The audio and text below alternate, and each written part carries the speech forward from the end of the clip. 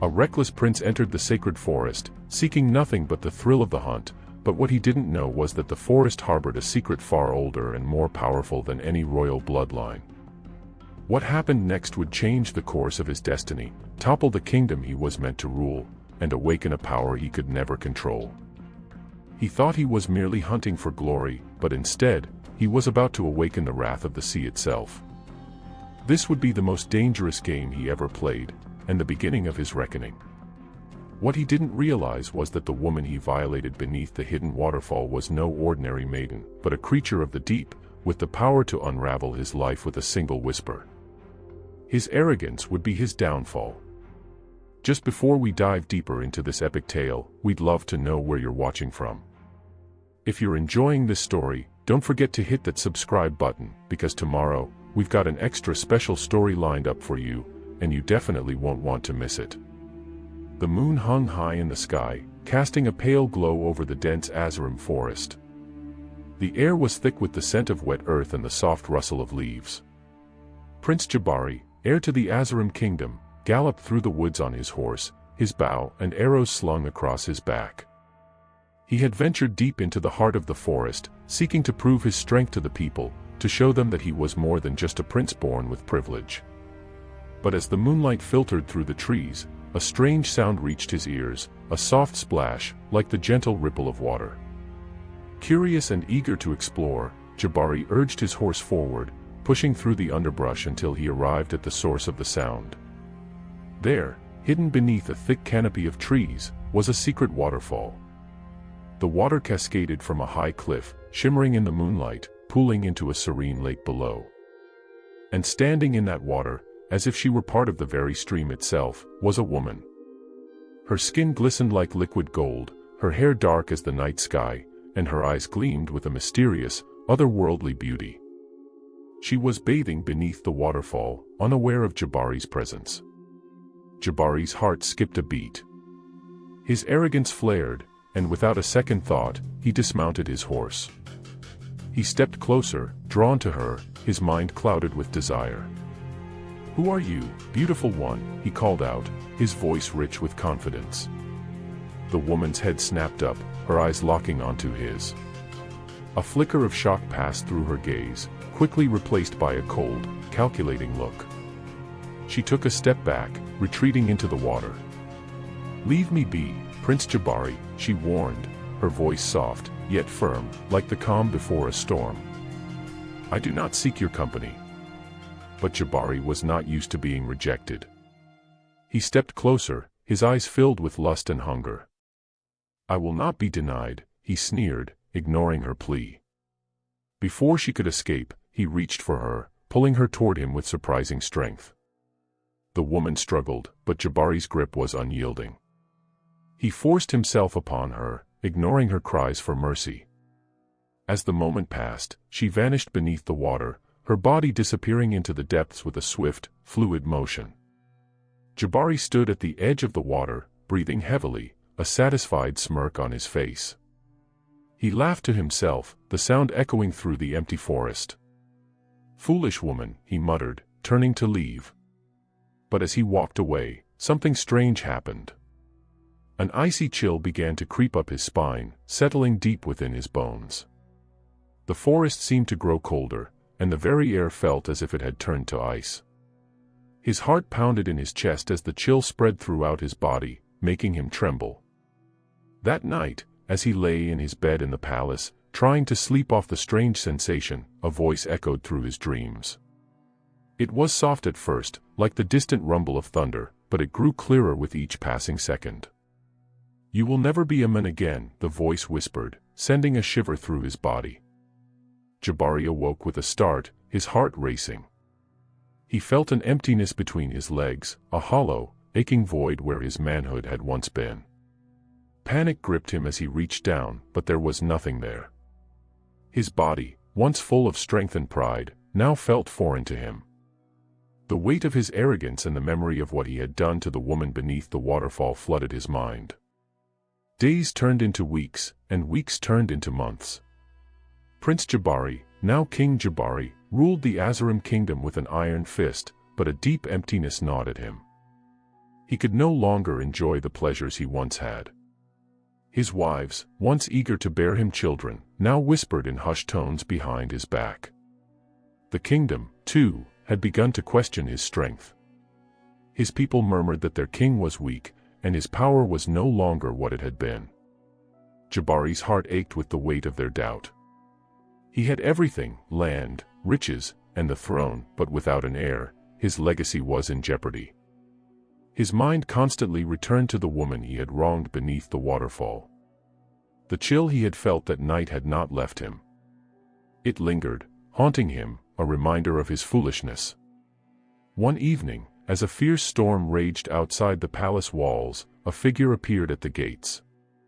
The winds howled, and the rain fell in sheets, but the figure moved through the storm as if it were nothing. The guards attempted to stop him, but the boy was swift, slipping past them with ease. His appearance was striking, tall, with wild black hair and eyes that gleamed like the crashing waves. There was something unnervingly familiar about him, something that made Jabari's heart skip a beat when he saw him enter the throne room. The boy's voice was like the sound of thunder, deep and powerful, yet laced with an eerie calm.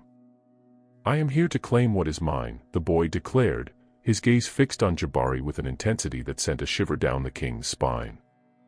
"My mother sent me to take what is rightfully mine, the throne of Azam." Jabari stared at him, confused, but something deep inside him began to stir. He could feel it in his bones, the same chill he had felt the night he had crossed the Mermaid. "You," Jabari's voice trembled. "You are my son." The boy nodded, his eyes never leaving Jabari's. "I am the son of the woman you abandoned. And now, I have come to claim the throne that is mine by right." Jabari's mind raced, trying to make sense of the boy's words. His breath caught in his throat as he finally understood the full weight of what he had done. The woman beneath the waterfall had not been just any woman. She had been a mermaid, a being of great power, and in his arrogance, Jabari had destroyed her life. And now, she had sent her son, her heir, to claim the throne that Jabari had taken for himself. "You don't deserve this kingdom," the boy spat, his voice cold and accusing. "You are not a man. You are a shadow of what you once were. And now, you will pay for your crimes." Jabari staggered back, his mind reeling. The boy's words cut deep, but it was the realization that he had been cursed that truly struck him. He had lost his manhood, and in its place, a deeper punishment had taken root. The throne would never be his. The bloodline would not continue through him. His arrogance, his pride, had doomed him. But Jabari was not one to give up easily. Despite the curse, despite the boy's claims, he would fight to hold onto the throne. He would not let his legacy crumble. "You may be my son," Jabari growled, his voice low and dangerous. "But I will not yield the throne so easily." The boy smiled, a twisted grin that mirrored the storm raging outside. "We shall see, father. We shall see." The storm outside raged louder, as if the heavens themselves were reacting to the words spoken in that room. The tension between father and son crackled in the air, a battle of wills that would determine the fate of the Azam kingdom. And thus, the story of King Jabari and his cursed legacy began. The thunder outside grew louder, the heavens themselves seemingly echoing the rage in the heart of the storm. King Jabari stood frozen, his mind whirling with disbelief as the boy before him, the one claiming to be his son, continued to meet his gaze with an unblinking, unwavering stare. Jabari's pride, the one thing that had defined him throughout his life, flared up within him, despite the gnawing emptiness that he now felt in his soul. His heart thundered in his chest as he took a step forward, trying to regain his composure. "You speak of my crimes, boy, but do you truly know what it means to rule? To wear the crown that I have fought for all these years?" Jabari's voice was thick with anger, though beneath it, there was a trace of fear. Fear that something far greater than he could understand was happening. The boy's lip curled into a defiant smile. "You think you earned this throne? This kingdom?" He laughed, a harsh, cold sound that sent a chill through the throne room, despite the storm's heat. "You did not earn it, father. You took it. And when you took it, you stole something far more important than you could have ever realized. Jabari's mind raced. What was this boy talking about? What was it that he had stolen? And why was he so sure of his claim? The boy stepped closer, the power in his presence undeniable. You think that your arrogance and your greed have gone unnoticed? You think that I do not know the truth of what happened that night at the waterfall? His eyes gleamed, dark and full of an unsettling knowledge. You took something from her. And now you will pay the price. The word "her" hung heavy in the air, a silent reminder of the mermaid beneath the waterfall, the woman Jabari had wronged. I didn't take anything from anyone. Jabari snapped, though his voice trembled with uncertainty. She came to me, and I. The boy raised a hand, cutting him off. You don't even remember, do you?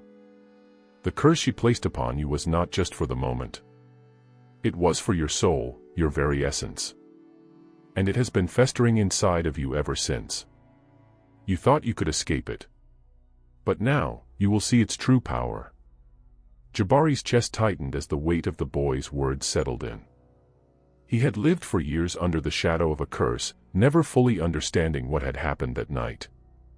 He had felt the emptiness within him, the loss of his manhood, but he had convinced himself it was something else, something temporary.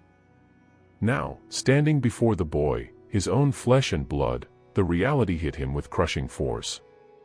The boy's voice was quiet now, almost too soft to hear, but his words were as sharp as daggers.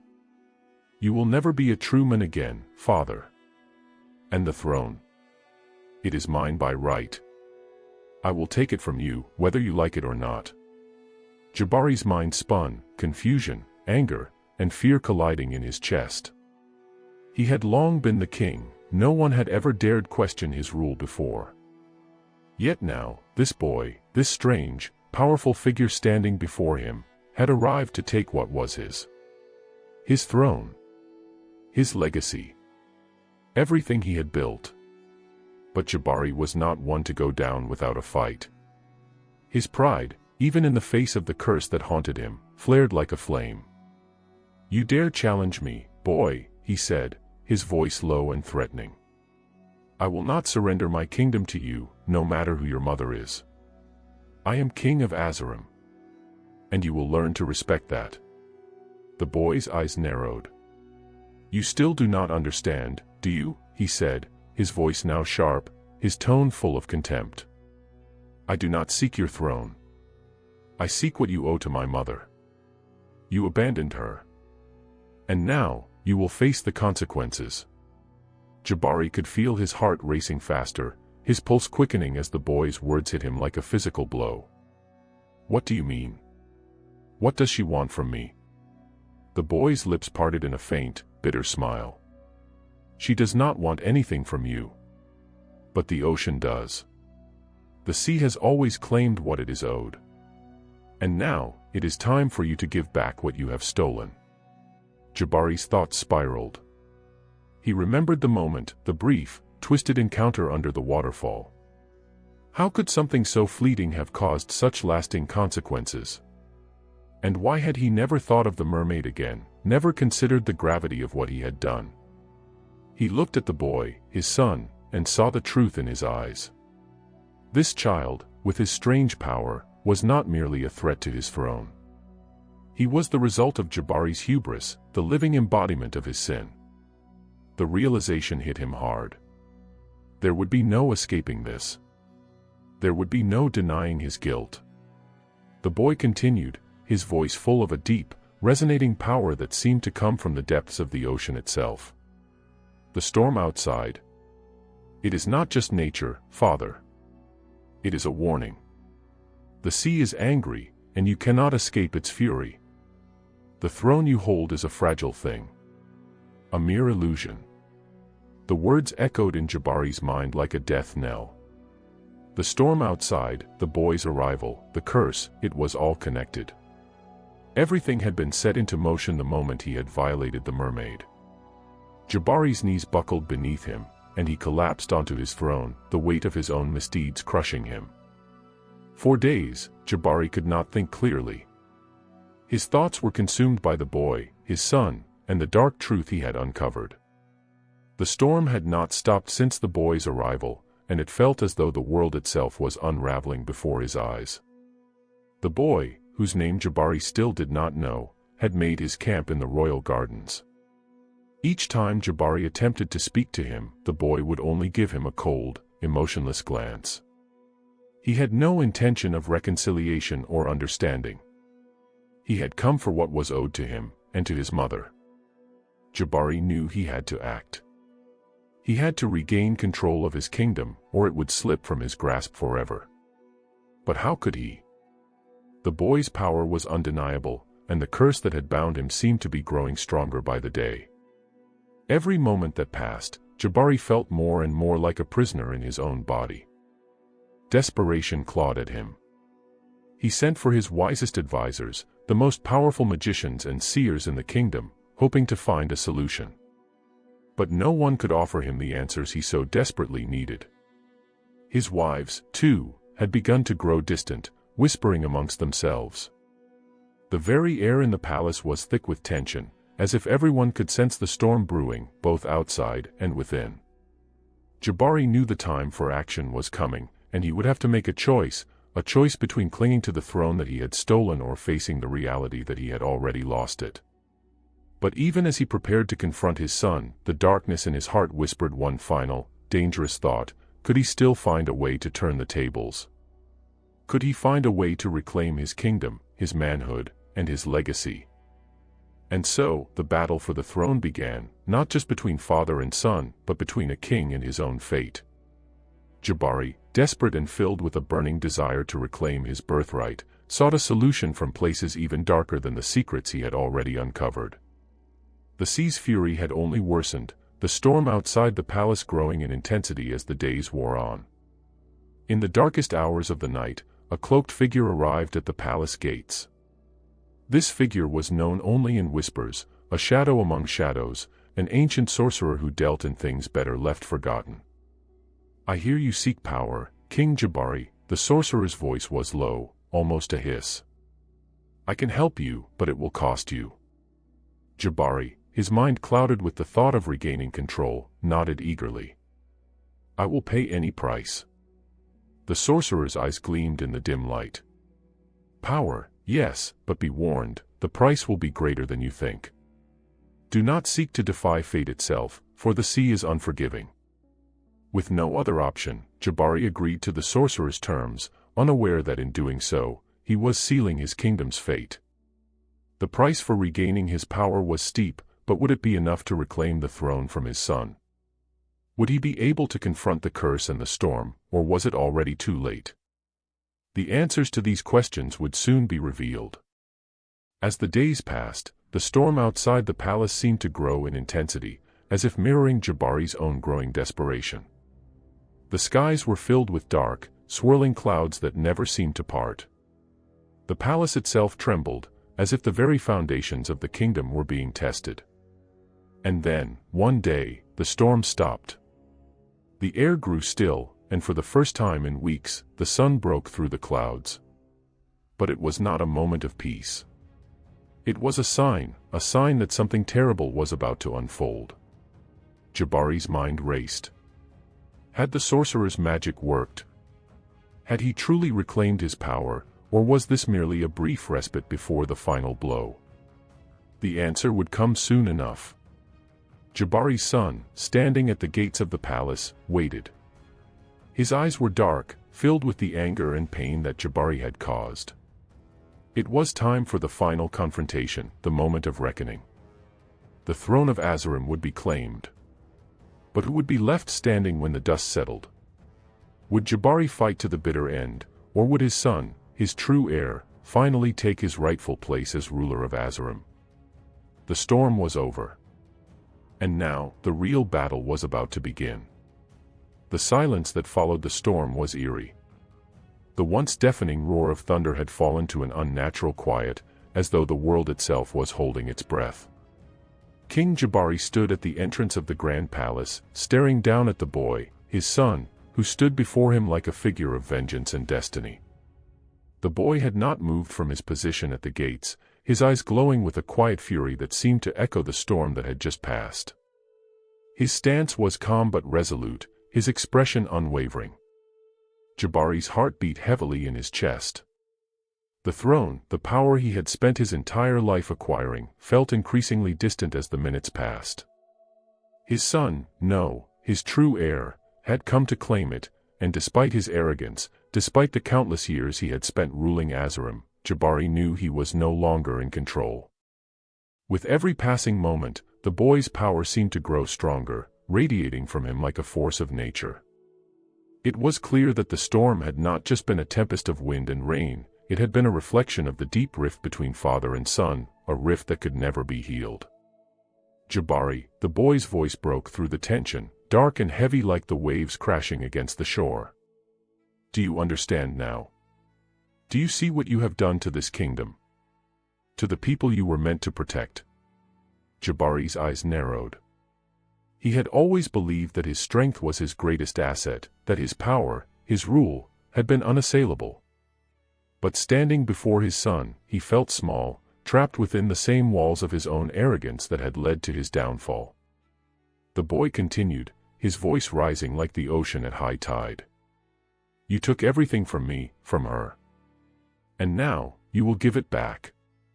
The throne is mine by right, by blood. Your reign is over. Jabari's hands clenched into fists. I will never give up what is mine, he spat, his voice breaking with a mix of fury and desperation.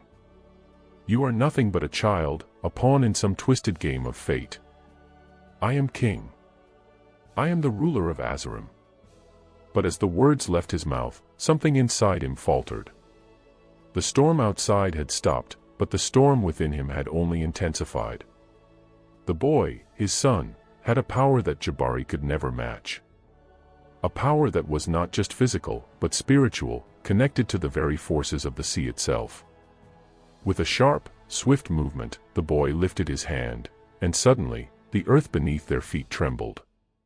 The ground cracked open, a massive fissure forming in the center of the courtyard, as though the kingdom itself was rebelling against Jabari's rule.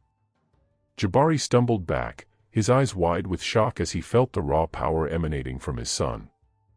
This was no ordinary child, this was the product of the mermaid's curse, a force that he had never fully understood, but was now painfully aware of. You were warned, the boy said, his voice calm despite the chaos unfolding around them. The sea never forgets. And neither do I. Jabari's breath caught in his throat.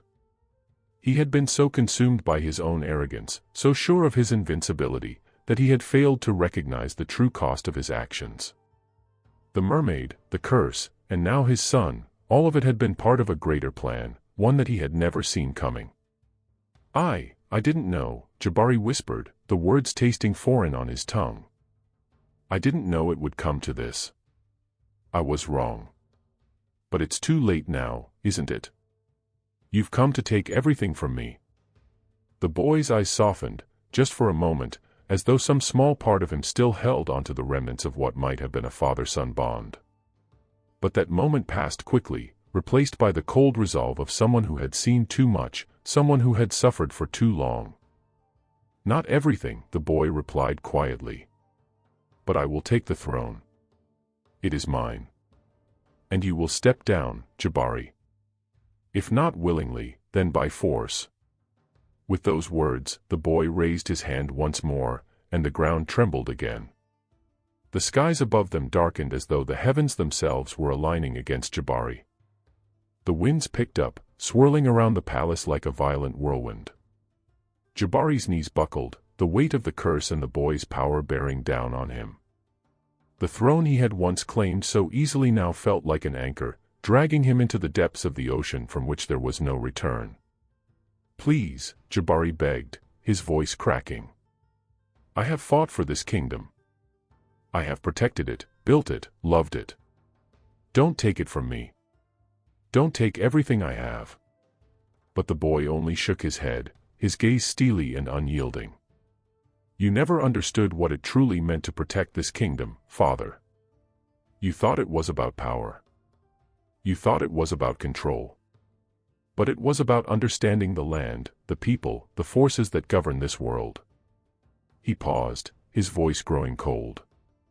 It was about knowing that the sea, the earth, and the sky are all connected. That our fates are intertwined. And you broke that connection. Jabari's heart hammered in his chest, the truth of his son's words sinking deep into his bones. He had been blind, his ambition clouding his judgment. He had never respected the balance of nature, the sacred harmony that held the world together. Now, standing before the boy who was destined to take his place, Jabari knew the full weight of his sins. "Then what must I do?" Jabari asked, his voice hollow. "How can I make things right?" The boy's expression softened just slightly, the hint of pity in his eyes. "There is no way to undo what has been done, Father. The only choice you have now is to accept that the throne is no longer yours. Step down, and allow me to rule as I was meant to." Jabari looked around at the kingdom he had fought so hard to protect. The people, the lands, the royal palace, all of it had been built by his hand. But now, in the face of his son's power, in the shadow of the curse that had followed him for years, Jabari knew that he had no choice but to surrender. With a heavy heart, Jabari dropped to his knees before his son. The weight of his crown felt unbearable now, like a heavy burden he no longer deserved to carry. I yield," Jabari said, his voice a whisper, barely audible above the wind. "You are the rightful king. The throne is yours." The boy nodded, a flicker of something, perhaps relief, perhaps a form of compassion, passing through his eyes. "It is not about taking the throne, Father," he said softly. "It is about restoring what has been lost. The sea has claimed its due. And now, it is time for us to rebuild." Jabari lowered his head in submission, his gaze falling to the ground as his son stepped forward, reclaiming the throne that had once been his. And as the boy took his rightful place, the winds around the palace settled, and the storm finally began to fade. But the true storm, the one that had been brewing within Jabari's heart for years, remained. As the boy, now king, sat upon the throne, a silence settled over Azam. The kingdom, once strong and vibrant under Jabari's rule, was now facing a new chapter, one filled with uncertainty and hope. But even as the boy claimed his place as ruler, Jabari knew that the storm was not over. For the sea, once placated, still whispered its secrets, secrets that would shape the future of the kingdom. And Jabari, now a broken man, could only wait to see what the true cost of his arrogance would be. The curse had been set in motion. And in the end, it would be the sea that decided the fate of Azam. The day after Jabari yielded the throne, a heavy silence hung over Azam. The kingdom, still reeling from the events of the previous night, was quiet, too quiet. The people dared not speak too loudly of the fallen king or the new ruler who had arrived with the storm. There was an air of uncertainty, a tension that gripped the land like an unspoken truth. In the royal palace, the newly crowned king, Jabari's son, stood on the balcony, staring out over the city below. His gaze was unwavering, as though he could see beyond the horizon, into the future that awaited them all. The storm had passed, but the winds that followed it were harsh and unrelenting, much like the boy himself. As king, he had inherited more than just the throne. He had inherited a kingdom in turmoil, a people divided, and a bloodline steeped in betrayal. The weight of his father's actions hung heavy on his shoulders, but the boy, no, the young king, had no time for grief or regret. His heart was set on one thing, restoring balance to Azam, no matter the cost. The palace was bustling with activity, as courtiers and servants moved through the halls with hushed voices, casting nervous glances at the new ruler. The whispers of Jabari's downfall were already spreading like wildfire, but there was no one willing to speak openly about it. No one dared. A soft knock on the door pulled the boy from his thoughts. He turned to see one of his most trusted advisors, Tolu, entering with a respectful bow.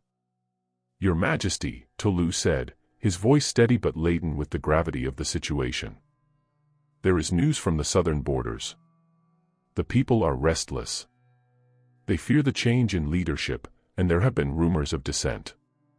The king's expression hardened, his jaw tightening. Dissent. Are they questioning my rule already? Tolu nodded. It is not so much a matter of questioning your rule, your majesty. It is the legacy of your father, King Jabari, that casts a long shadow. His actions, his arrogance, have left a mark on this kingdom. The people may accept you as their king, but they will not forget what was done. The king's fists clenched. He knew Tolu spoke the truth.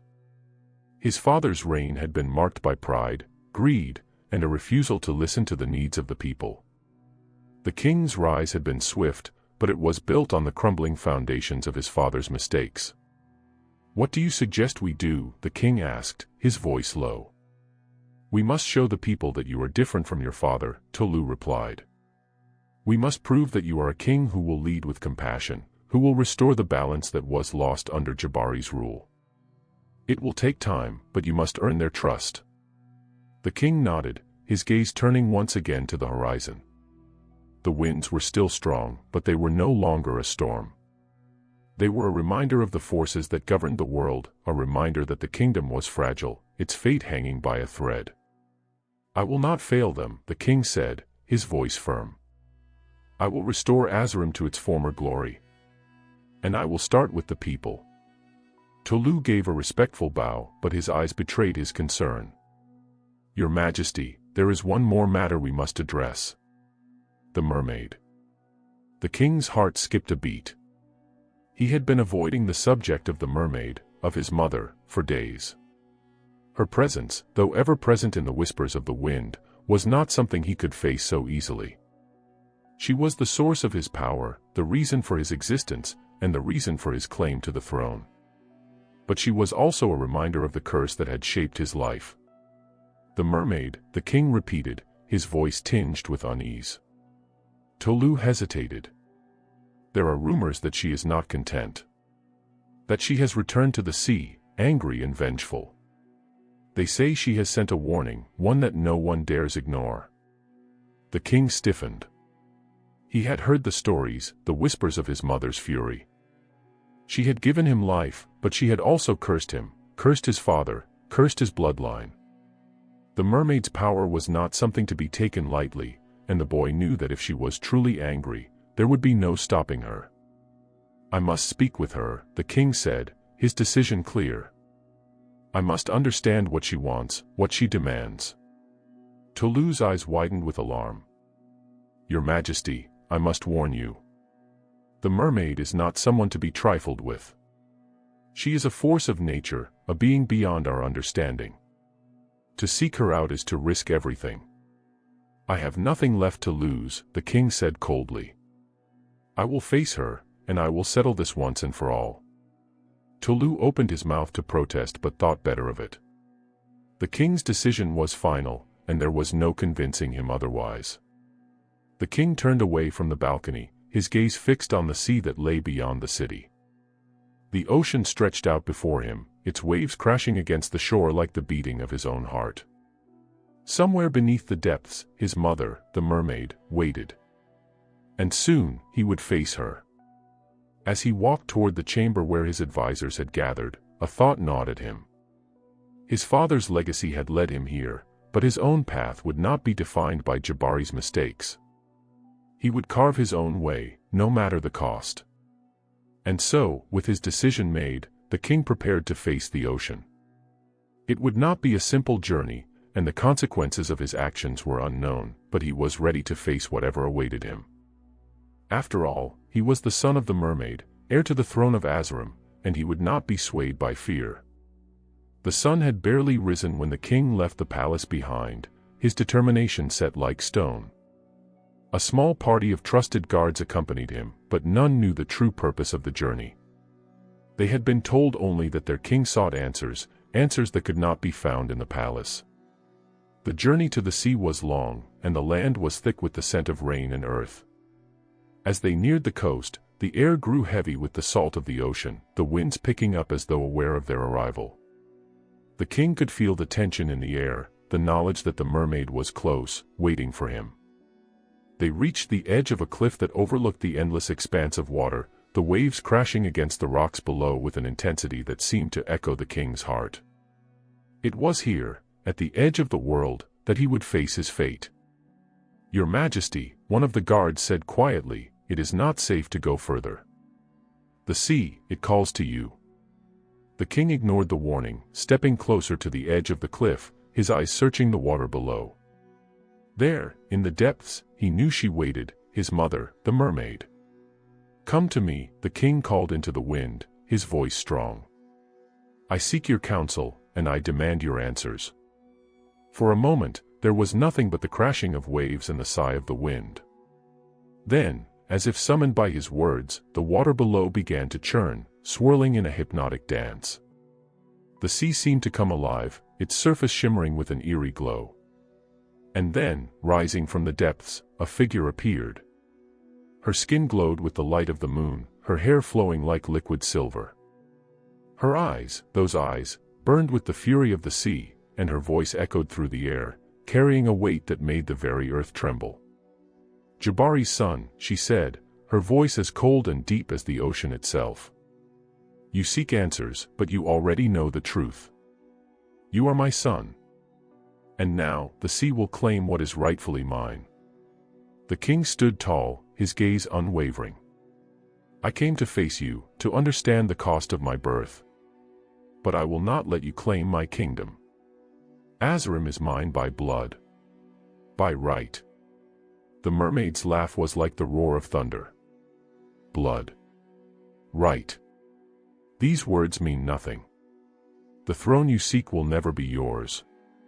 It was never meant to be." And with that, the sea rose higher, the waves crashing louder. The king felt the weight of his fate closing in. The journey he had begun had only just started, and it would take him to the deepest corners of the earth and beyond. The sea raged like an untamed beast. The king stood at the cliff's edge, feeling the pull of the ocean as if it were trying to drag him in. His heart pounded, but his resolve did not waver. He had come this far, and he was not about to back down now. "You speak of my destiny as though it's already decided," the king said, his voice cutting through the roar of the sea.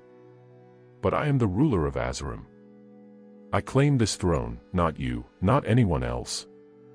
The mermaid's eyes burned with a cold, unrelenting fury. Her voice rang out like the thunder that cracked across the sky. "You think you can defy me, mortal?" she asked, her form shimmering in the moonlight. "You were born of the ocean. You carry my blood within you. You owe me, boy." The king's hands clenched into fists. "I owe you nothing. You gave me life, yes, but you also cursed me. You cursed my bloodline, my people. My father's arrogance destroyed the very foundation of this kingdom. You did that. You set this course in motion." The mermaid's expression softened for a moment, but it was a fleeting look. She lowered her voice, her tone laced with a mixture of sorrow and anger. "Your father's sins were not my doing, Jabari's son. His choices led him to me. But what you do now, that will determine the fate of your people, your kingdom, your bloodline." A chill ran down the king's spine. "And what do you want from me? What do you expect me to do?" "I want nothing more than to see Azam return to its rightful place, beneath the waves where it once belonged," the mermaid replied, her voice like the tide, rising and falling in waves. "But your heart is not like your father's. You are young, filled with pride and ambition. You want to prove yourself. But there is no throne that can withstand the weight of your arrogance. I will not allow the sea to claim Azam," the king said, his voice firm with resolve. "I will prove that I can rule, not by magic or by blood, but by the strength of my people, by my choices." The mermaid's eyes darkened, her form beginning to shimmer with a faint, ethereal glow. "So be it," she said, her voice cold as ice. "You seek to rule. Then rule wisely. I will not make this easy for you. Remember that every choice you make now will lead to consequences beyond your understanding." Without another word, the mermaid vanished beneath the waves, her form slipping back into the depths of the ocean. The sea calmed almost immediately, as if acknowledging her departure. but the king knew better. Her warning still echoed in his mind. He turned back to his guards, who had watched the encounter in tense silence. They didn't know what had passed between him and the mermaid, but they could see the storm in his eyes. "Prepare the royal fleet," the king commanded, his voice a low growl. "I will return to Azam. The kingdom will not fall. Not while I still breathe." Tolu stepped forward, his brow furrowed in concern. "Your Majesty, what did she say to you? The mermaid, what is her demand?" The king's gaze hardened. "She claims that I am bound to the sea, that my destiny is tied to it. She says that the throne of Azam is hers to claim, that I am nothing more than a vessel for her will." Tolu's face darkened with worry. "But your Majesty, if the mermaid truly wishes to reclaim Azam, then she may have the power to do so. You must tread carefully." "I will not bow to her," the king said, his voice resolute. "Azam belongs to me now. I will find a way to break this curse." With those words, the king turned and began his journey back to the heart of Azam, his mind racing with the implications of his encounter with the mermaid. He knew that what awaited him was far from a simple struggle for power. The true battle was just beginning. As the king's ship sailed back to Azam, the skies above were heavy with clouds, dark and foreboding. The storm had passed, but its aftermath lingered, like the weight of the mermaid's words pressing down on the king's chest. He stood on the deck, staring out at the vast ocean, his thoughts consumed by the encounter. What had the mermaid meant by her words? What consequences would come from his defiance? He had always been taught that his bloodline was sacred, that his claim to the throne was unshakable. But now, with the mermaid's warning hanging over him like a dark cloud, he was unsure of what the future held. The sea was a powerful force, one that could not be controlled. He knew that now, more than ever. And yet, he could not let the ocean have control over his fate. He would fight for his kingdom, for his people, no matter what the mermaid demanded. When the ship finally docked at the royal harbor, the king was met with a chorus of cheers from the citizens of Azam. They had heard of the storm, of the strange visitor who had arrived at the palace, but they didn't know the full story. They didn't know that their king was haunted by a curse, one that was tied to the very sea that surrounded their kingdom. As the king walked through the streets of Azam, he was acutely aware of the eyes that followed him. The people loved their king, but they also feared him. His father's reputation still loomed large over the kingdom, and though the king had only just begun his rule, there were already whispers of doubt among the people. The palace seemed quieter than usual as the king entered the royal halls. The courtiers and advisors were gathered in the main chamber, awaiting his return. When the king entered, all eyes turned to him. "Your Majesty," Tolu said, bowing deeply. "We have heard of the storm, and we have awaited your command. The people are eager to know how you intend to address the challenges ahead." The king's gaze swept across the room. His advisors, loyal though they were, couldn't understand the full weight of the decisions he faced. The mermaid's warning still echoed in his ears, and he knew that the kingdom's future depended on what he did next. "I have spoken with the mermaid," the king said, his voice steady. "She claims that Azam belongs to her. She says that I am cursed, that the throne was never meant for me. But I will not let her have what is mine." He paused, letting his words sink in. "Azam will not fall. I will lead this kingdom with wisdom and strength. And I will break this curse, no matter the cost." The courtiers exchanged uncertain glances. The king's words were bold, but they were also filled with a certain desperation. His defiance of the mermaid, the very source of his power, could have dire consequences. Tolu stepped forward, his brow furrowed. "Your Majesty, there are many who believe that the mermaid's wrath will destroy us all. If you truly wish to break the curse, we must understand what she wants, what she demands. We must learn the secrets of the sea before it's too late." The king nodded. "I will seek out answers. I will not be swayed by fear. But I will not face this alone." With that, the king turned and left the chamber. He had a kingdom to lead, a curse to break, and a destiny to fulfill. And as the waves crashed against the shores of Azam, he knew that his journey was far from over. The days following the king's return to Azam were filled with uncertainty. Whispers spread like wildfire across the kingdom, carried by the winds of rumor and fear. The courtiers spoke in hushed tones, the people exchanged nervous glances, and even the sky seemed heavy with the weight of what was to come. King Jabari knew that to secure his throne, he would have to understand the true power of the sea, the mermaid, and the curse that had been cast upon him. But how could he defeat something as ancient and all-encompassing as the ocean itself?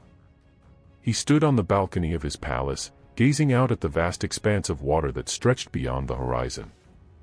The sea seemed to whisper to him, a murmur that could barely be heard above the sounds of the bustling city. It was as though it had a life of its own, beckoning him to dive deeper into its mysteries.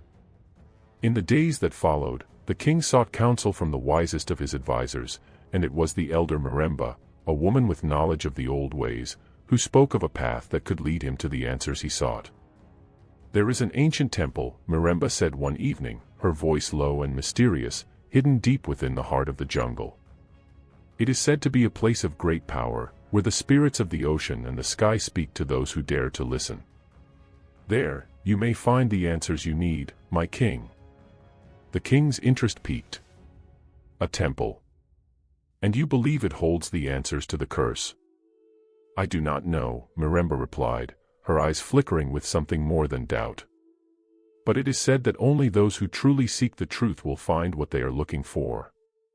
The journey will be perilous, and many have perished before reaching it. But if you are willing, you may discover the secrets of the sea, the curse, and your destiny." The king's mind raced. He had no time to waste. The mermaid's words still echoed in his ears, a constant reminder that his claim to the throne was anything but secure. If he were to break the curse and reclaim his power, he had to find the temple. He had to learn the truth. "I will go," King Jabari declared, his voice steady with resolve. "Prepare the journey. We leave at once."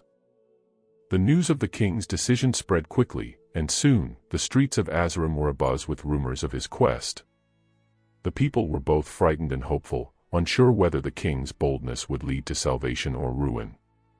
The next day, Jabari stood before the gates of the palace, his royal cloak billowing in the wind. His guards stood at attention, their faces masked with concern. Tolu, his most trusted advisor, stood beside him. "Your Majesty," Tolu said, his voice low, "this journey is fraught with danger. You are the last hope of Azam. Please, be cautious." King Jabari met his gaze, a flicker of doubt crossing his features before he masked it with determination. "I have no choice, Tolu. I must break this curse, whatever it takes." With that, the king and his party set off into the jungle, a group of 10 armed men and women, all sworn to protect him. The dense trees and thick underbrush quickly swallowed them as they journeyed deeper into the heart of the land, leaving the kingdom behind. For days, they traveled through the uncharted wilderness, the air thick with humidity and the constant buzz of insects. The jungle was alive with sound, bird calls, rustling leaves, and the distant roar of wild animals. But amidst all this, the king felt a strange calm settle over him. It was as if the jungle itself was guiding him, pushing him forward toward the temple. One evening, as the sun began to set and the sky turned a brilliant shade of orange, they reached a clearing. In the center of the clearing stood an ancient stone structure, covered in vines and moss. The temple was unlike anything the king had ever seen, its architecture twisted and otherworldly. It seemed to pulse with an energy of its own, a power that was both ancient and untamed. "This is it," Mermaid whispered, her eyes wide with awe. "The Temple of the Ocean." King Jabari stepped forward, his heart racing. The moment he crossed the threshold of the temple, he felt a surge of energy course through him.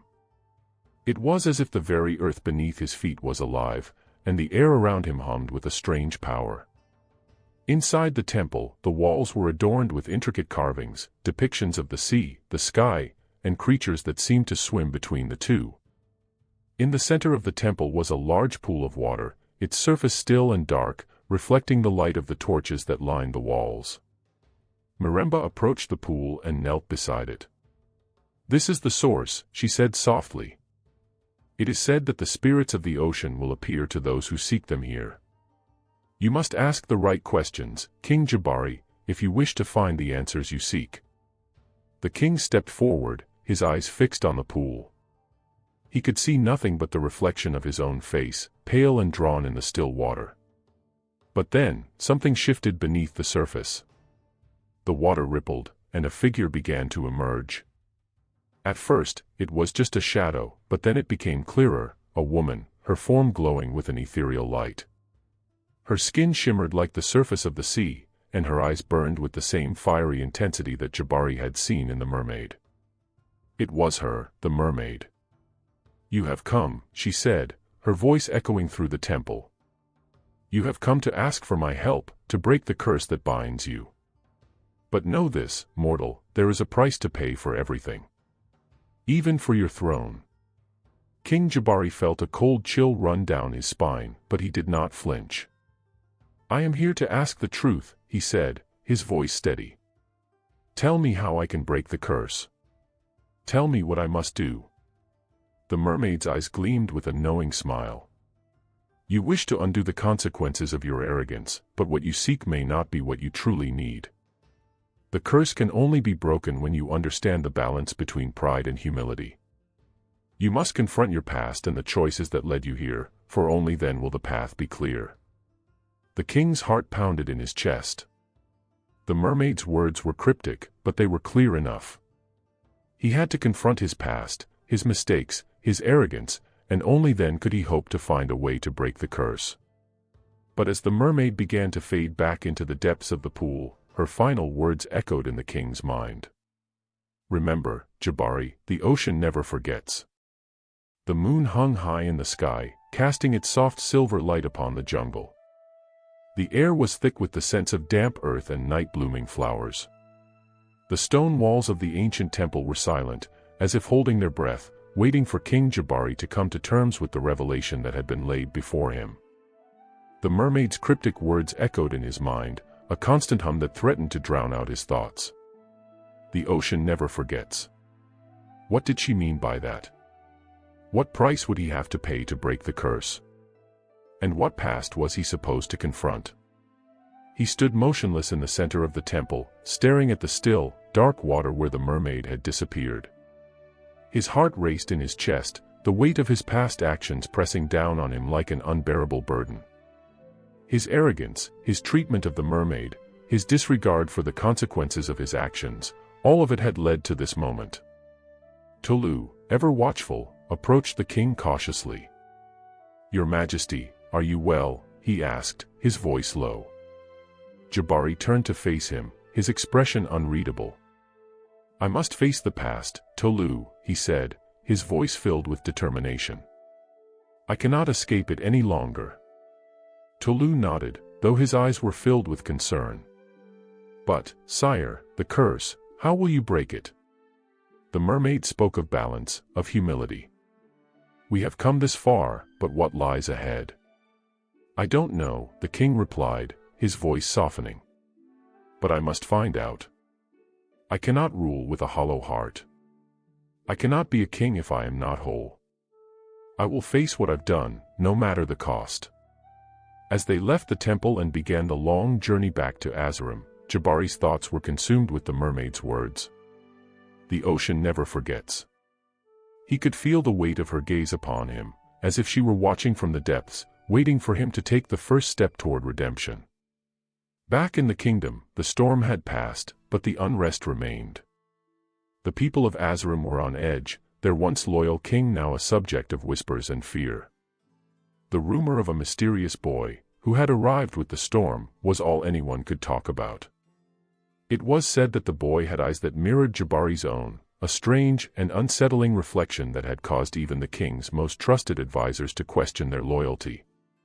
King Jabari returned to the palace in the dead of night, the shadows of the walls long and stretched out as if the very stones were filled with secrets. He made his way to the inner chambers, where he found his wives waiting, their expressions tense. The royal court was not a place for silence, and Jabari had become a shadow of his former self. His once proud posture was now hunched, his face gaunt with exhaustion. "My king," his first wife, Amina, said softly, "you have returned. But you are changed. What has happened to you?" Jabari did not answer immediately. He turned to face the large mirror in the room, his reflection staring back at him, a man broken by his own hubris, standing at the crossroads of his future. A deep sigh escaped his lips as he turned away from the mirror and addressed his wives. "I have seen the truth," he said, his voice filled with quiet resolve. "I have learned that pride and arrogance have led me to the edge of ruin.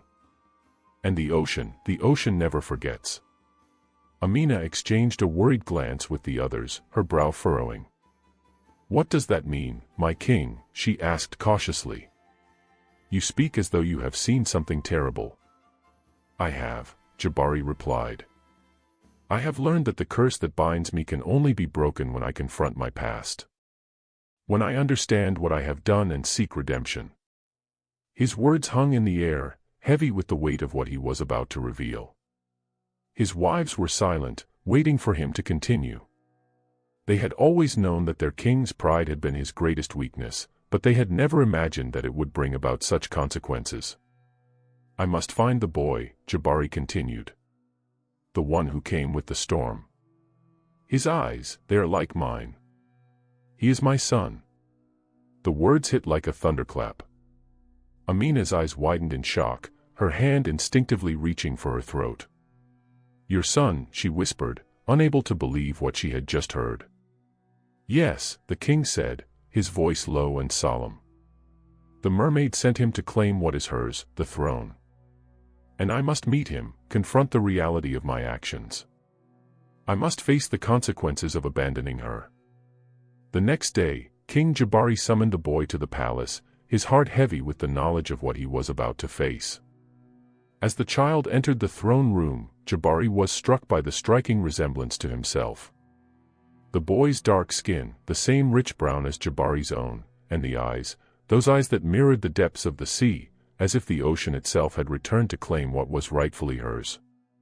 The boy stood before the king, his posture straight, his expression calm but determined.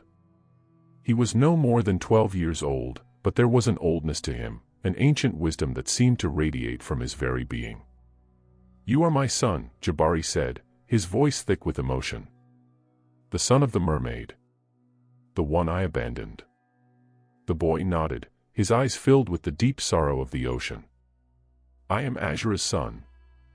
And I have come to claim what is mine, the throne of Azam. You took from my mother, and now it is time to return what was stolen." Jabari's heart wrenched in his chest. He had stolen from the mermaid, taken her without a thought, and cast her aside. And now, her son stood before him, demanding what was rightfully his. "You are right," the king said, his voice barely a whisper. "I took from her, and I left her broken. I have no excuse. But I will not allow the throne to be taken by force. If you truly are my son, then you must prove it. You must show me that you understand what it means to rule, not with pride, but with humility." The boy's gaze did not waver. "And if I do not prove myself worthy," he asked. "Then you will never rule," Jabari replied firmly. "You will understand the burden of power, the weight of a kingdom, and only then will I allow you to take the throne." As the king and the boy stood face to face, the tension in the room grew thick. The fate of Azam hung in the balance, and King Jabari knew that this moment would define everything. His journey toward redemption, the breaking of the curse, and the future of the kingdom all rested on the outcome of this fateful meeting. But what would happen next? Could Jabari truly redeem himself and restore balance to the kingdom? Or would the weight of his past actions be too much to bear? The air in the throne room felt charged, as if the very walls were holding their breath. King Jabari stood before the boy, his heart pounding in his chest. The silence between them seemed endless, each second stretching like an eternity.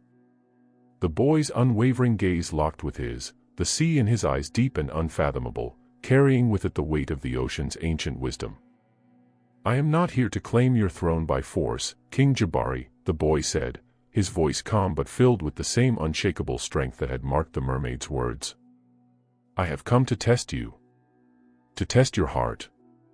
For the ocean does not take its toll lightly." Jabari swallowed hard, the knot in his throat tight. He had expected this, yet nothing could have prepared him for the moment he was now facing.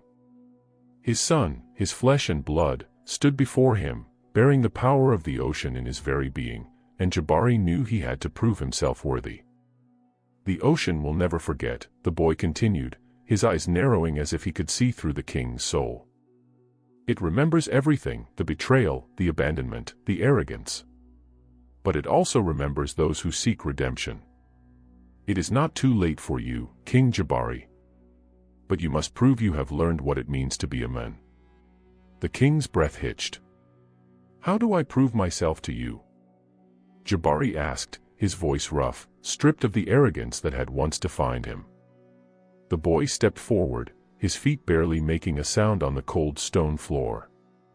His eyes glinted like the darkest depths of the ocean, mysterious and unyielding. "You must face the trials of the sea, King Jabari. Only through those trials can you prove you are worthy to rule, worthy to claim the heart of your people, and worthy to right the wrongs you have committed." Jabari's mind raced. The trials of the sea were legendary, spoken of in hushed tones by the elders of Azam. Few had ever survived them, let alone succeeded. They were not mere tests of strength, but of spirit, heart, and the very essence of who a man was. "I will face them," Jabari declared, his voice filled with determination. "I will prove myself. For my kingdom, for my people, and for my son." The boy's lips curled into a small smile, one that seemed both knowing and somber. "Then come with me, King Jabari. The sea is waiting." The following dawn was thick with fog, the palace shrouded in an eerie silence. King Jabari, now stripped of his royal finery and dressed in simple clothes, stood at the edge of the kingdom's shores.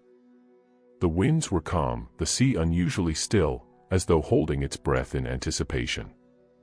The boy stood beside him, his eyes reflecting the light of the rising sun, and his presence seemed to merge with the very land and sea around them. "The first trial is one of humility," the boy said, his voice carrying on the wind. "You must enter the water, face the depths of the ocean, and confront your own reflection. The sea will show you who you truly are, beyond the crown, beyond the arrogance. It will reveal to you the men you have become." Jabari stood at the water's edge, staring into the vast expanse of the ocean. The waves lapped gently at his feet, their rhythmic sound a soft reminder of the sea's eternal power. His heart raced, and for the first time in years, he felt small, vulnerable. He had always been the prince, the king, the ruler, but now, in the face of the ocean, he was nothing. Just a man, seeking redemption. With a deep breath, Jabari stepped into the water. The coldness of the sea sent a shock through his body, but he did not hesitate.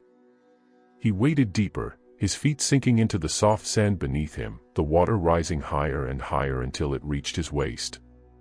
The water seemed to swirl around him, pulling at him as though it had a mind of its own, urging him to go further. The boy remained on the shore, watching with a distant, knowing look in his eyes. "You must face the ocean, King Jabari," he called out. "It is not the water you fear, but what it reveals." The deeper Jabari waded, the more intense the feeling became. The water swirled around him, tugging at him like an invisible hand, guiding him into the heart of the sea. Suddenly, the world around him seemed to shift. The sounds of the world above faded away, and in the stillness, the water became like a mirror, reflecting not just his face but his very soul. Jabari gazed into the depths, and there, in the water, he saw himself. But this reflection was not the proud, powerful king he had once been. Instead, he saw a man, a broken man, lost in his own pride and arrogance. He saw the hurt in his eyes, the selfishness that had caused him to abandon the mermaid, the cruelty with which he had treated her. He saw the emptiness that had followed him throughout his life, a gaping void where humility and compassion should have been. The ocean's reflection showed him all his sins, laid bare before him. The guilt of abandoning the mermaid, of taking without understanding, of acting without thought for the consequences. The truth was overwhelming, and Jabari felt the weight of it crush him. "I have been a fool," he whispered, his voice breaking. "A foolish, arrogant fool." As he spoke, the water seemed to swirl and bubble, the waves rising in response to his words. The sea was alive, and it listened. The boy's voice echoed in his ears, "The first trial is complete, King Jabari. You have seen the truth of your heart. The ocean has shown you who you truly are." But Jabari could feel no relief. The weight of his past still clung to him, heavy and unyielding. He could not escape it, no matter how hard he tried. "Now, you must prove you are capable of change," the boy said, his voice soft but firm. "The second trial will test your resolve. You must leave behind the men you were and embrace the men you can become." Jabari's heart pounded in his chest. Could he truly change? Could he be the man the kingdom needed him to be, the father his son deserved? He had come so far, but the road ahead was uncertain, filled with challenges that would test not only his strength but his very soul. And so, with the weight of his past pressing heavily upon him, Jabari began the second trial, the trial of transformation. As the sun sank beneath the horizon, casting the sea in hues of crimson and gold, Jabari stood before the boy once more. His heart still heavy, his spirit torn, but the first steps had been taken. The trials were far from over, and the road to redemption was long. But Jabari knew one thing for certain: he would face whatever came next. For his kingdom. For his son. And most of all, for himself. The night sky was heavy with stars, a blanket of celestial lights casting their glow over the quiet shores of Azam. The air was thick with the scent of salt water, and the rhythmic crashing of the waves against the rocks was the only sound that dared disturb the silence. King Jabari stood at the edge of the ocean, facing the boy, his son, who seemed as much a part of the sea as the waves themselves. "Transformation," the boy had said, his voice carrying the weight of the ocean's eternal wisdom. "To prove you have truly learned, you must first confront your past, then renounce it. Only by doing this can you become a man worthy of your crown." Jabari's heart was heavy, his mind clouded with uncertainty. He had seen his reflection in the water, seen the arrogance and cruelty that had shaped his life. He had accepted it, but could he truly let go of everything he had been? The crown, the power, the pride, all of it had been his life, his identity. Could he abandon the very things that had defined him for so long? The boy's eyes gleamed with a mixture of patience and challenge, as though he could read every doubt that flickered across Jabari's heart. "You are not the man you were, King Jabari. But only you can choose whether to change." The words were simple, yet they held a truth that burned like fire. Jabari had spent his entire life believing that strength was measured by power, by control, by dominance. He had been wrong. True strength came from humility, from compassion, from acknowledging one's mistakes and working to correct them. But was he capable of that? Could he truly change the course of his life? The boy stepped closer to the water, his feet leaving no mark on the soft sand beneath him. The sea does not forgive easily. But it also does not forget. It remembers those who show strength in their sorrow, those who rise after falling, and those who seek redemption. Jabari's breath caught in his chest. He had been a king, a warrior, but now he was just a man with the chance to prove that he could rise above the mistakes of his past. And so, he took a step forward, toward the water, toward the trials he knew would define the rest of his life. "Do not fear what lies ahead," the boy said softly. "The ocean will guide you. But first, you must leave behind all that you once were. All your pride. All your arrogance. Only then can you embrace what comes next." Jabari nodded, his heart heavy with the weight of the boy's words. He stepped into the water once more, this time with purpose. The cold waves rose around him, enveloping him as he waded deeper into the sea, feeling the weight of the ocean's power wash over him. The further he went, the more the world above seemed to fade, until there was only the sea, the boy, and the journey ahead. The boy's voice echoed in his mind, to transform is to be reborn. You must shed your old self like a serpent sheds its skin. And so, Jabari closed his eyes, breathing deeply as the water surrounded him. He felt it, the shift, the change. His old self, his arrogance, his pride, began to peel away, layer by layer, until all that was left was the core of who he truly was, a man, imperfect and flawed, but willing to change. The sea embraced him, not as a king, but as a soul seeking redemption. The water grew warmer, and a sense of peace settled over him. He opened his eyes, and there, floating before him, was the boy, his son, eyes glowing with a quiet understanding. In the boy's gaze, Jabari saw not judgment, but acceptance. It was as though the ocean itself had spoken, telling him that his transformation was not only possible, but necessary. Now, you must return to your kingdom, the boy said, his voice calm but firm. The trials are not yet over, but you have passed the first two. The third trial will test your heart. Jabari nodded, his heart full, not with the arrogance of a king, but with the quiet strength of a man who had begun the path of redemption. The sea had shown him who he truly was. Now, he must prove that he could live up to that truth. As the sun rose over Azam, casting its golden light across the land, Jabari returned to his palace. The winds that had once seemed harsh now felt gentle, and the weight of his crown no longer pressed so heavily upon him. He knew that he still had much to prove, but for the first time in years, he felt hope stir within him. In the throne room, his wives stood in hushed silence, watching him with wary eyes. The whispers had grown louder in the kingdom, the doubts about his ability to rule and produce an heir. But Jabari did not seek their approval now. He no longer needed the validation of his people to know his worth. His journey was his own, and he would walk it, no matter where it led. Your Majesty, one of his wives, Queen Talia, spoke softly, her voice laced with concern. The kingdom is waiting for you. They are anxious for an heir. Jabari's gaze softened. He had failed them, but he would not fail them again. Not now, not after everything he had learned. I will give them an heir, he said, his voice steady and resolute. But I will not do so for my own glory. I will do so for the kingdom, for the future of Azam. As he sat on his throne, the weight of his crown felt lighter than it ever had before. He had learned that true power did not lie in dominance, but in compassion. True strength came not from fear, but from love. And as he looked out over his kingdom, Jabari knew that the third trial awaited him, the trial of his heart. He had proven that he could change, but could he lead his people with the humility and wisdom they deserved? Could he embrace the love of a people who had doubted him, and the love of a son who had yet to trust him? The road ahead was long, and the trials would be many, but King Jabari was no longer the arrogant man who had once walked the earth with pride. He was a king reborn, a man who had learned the true meaning of strength.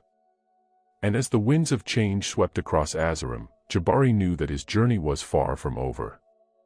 The early morning sun bathed the kingdom of Azam in golden hues, casting long shadows across the palace grounds. The streets, usually bustling with the sounds of merchants and townsfolk, were quieter than usual, as the people of the kingdom felt the weight of uncertainty in the air.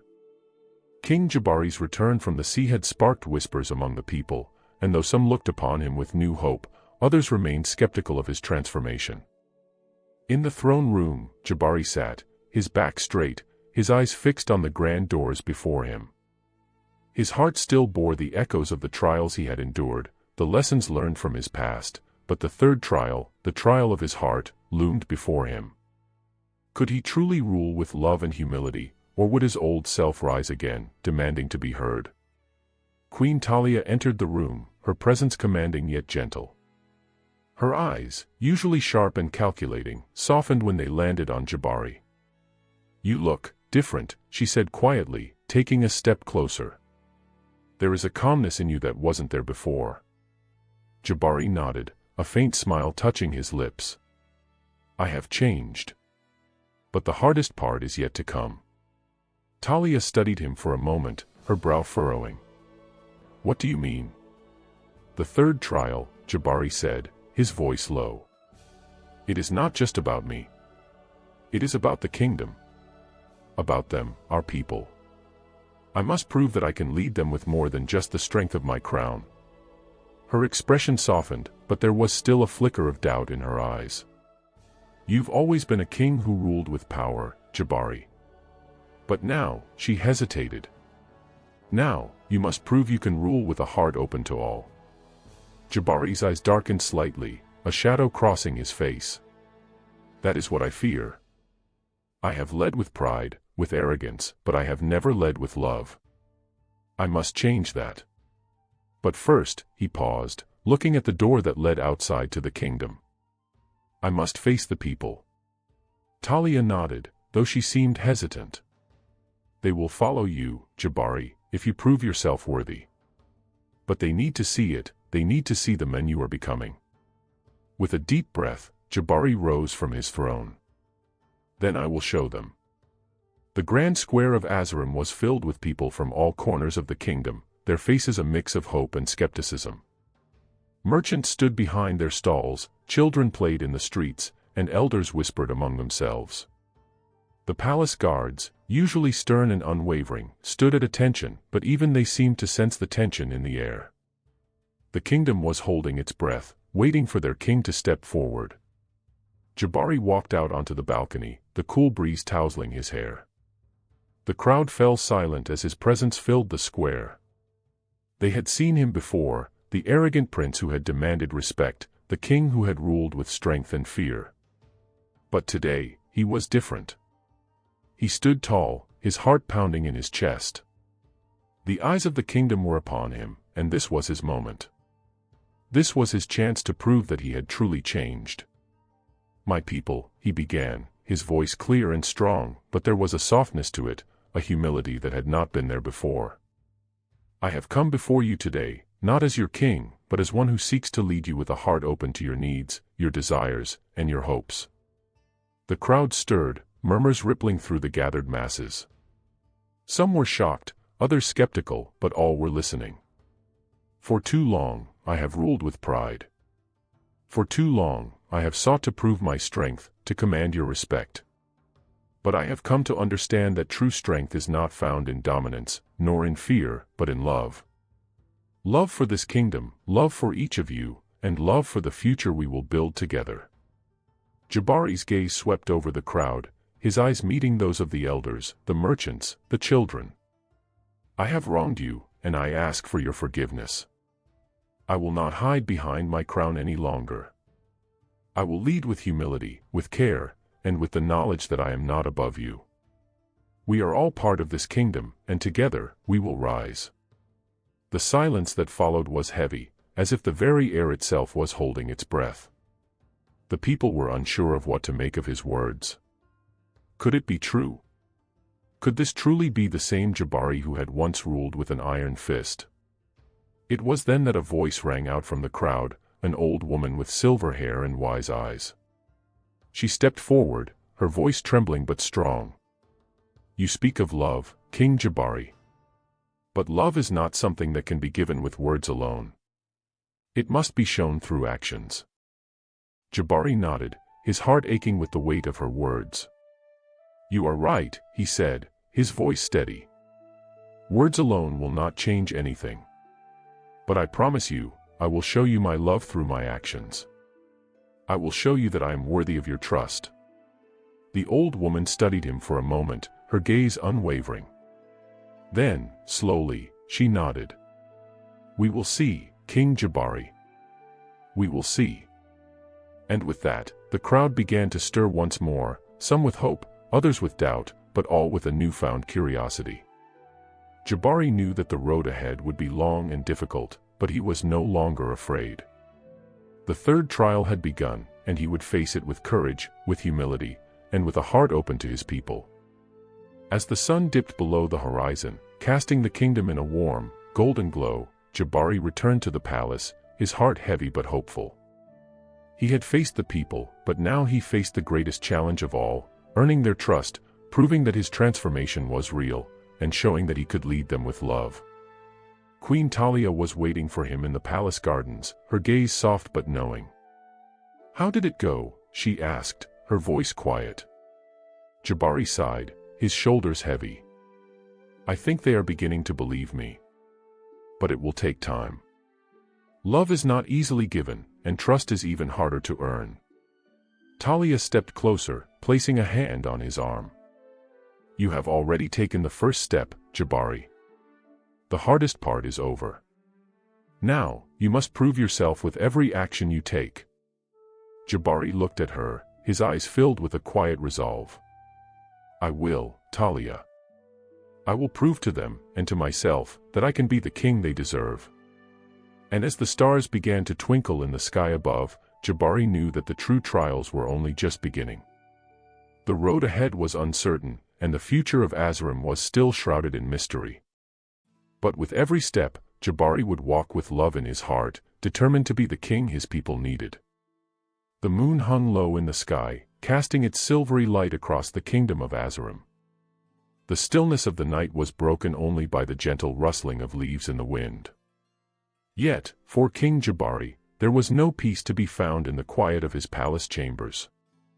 The trial of his heart was not something that could be solved in a day, nor was the path to redemption free from the trials of his past. Jabari stood before a large window, his gaze fixed on the stars that glittered above.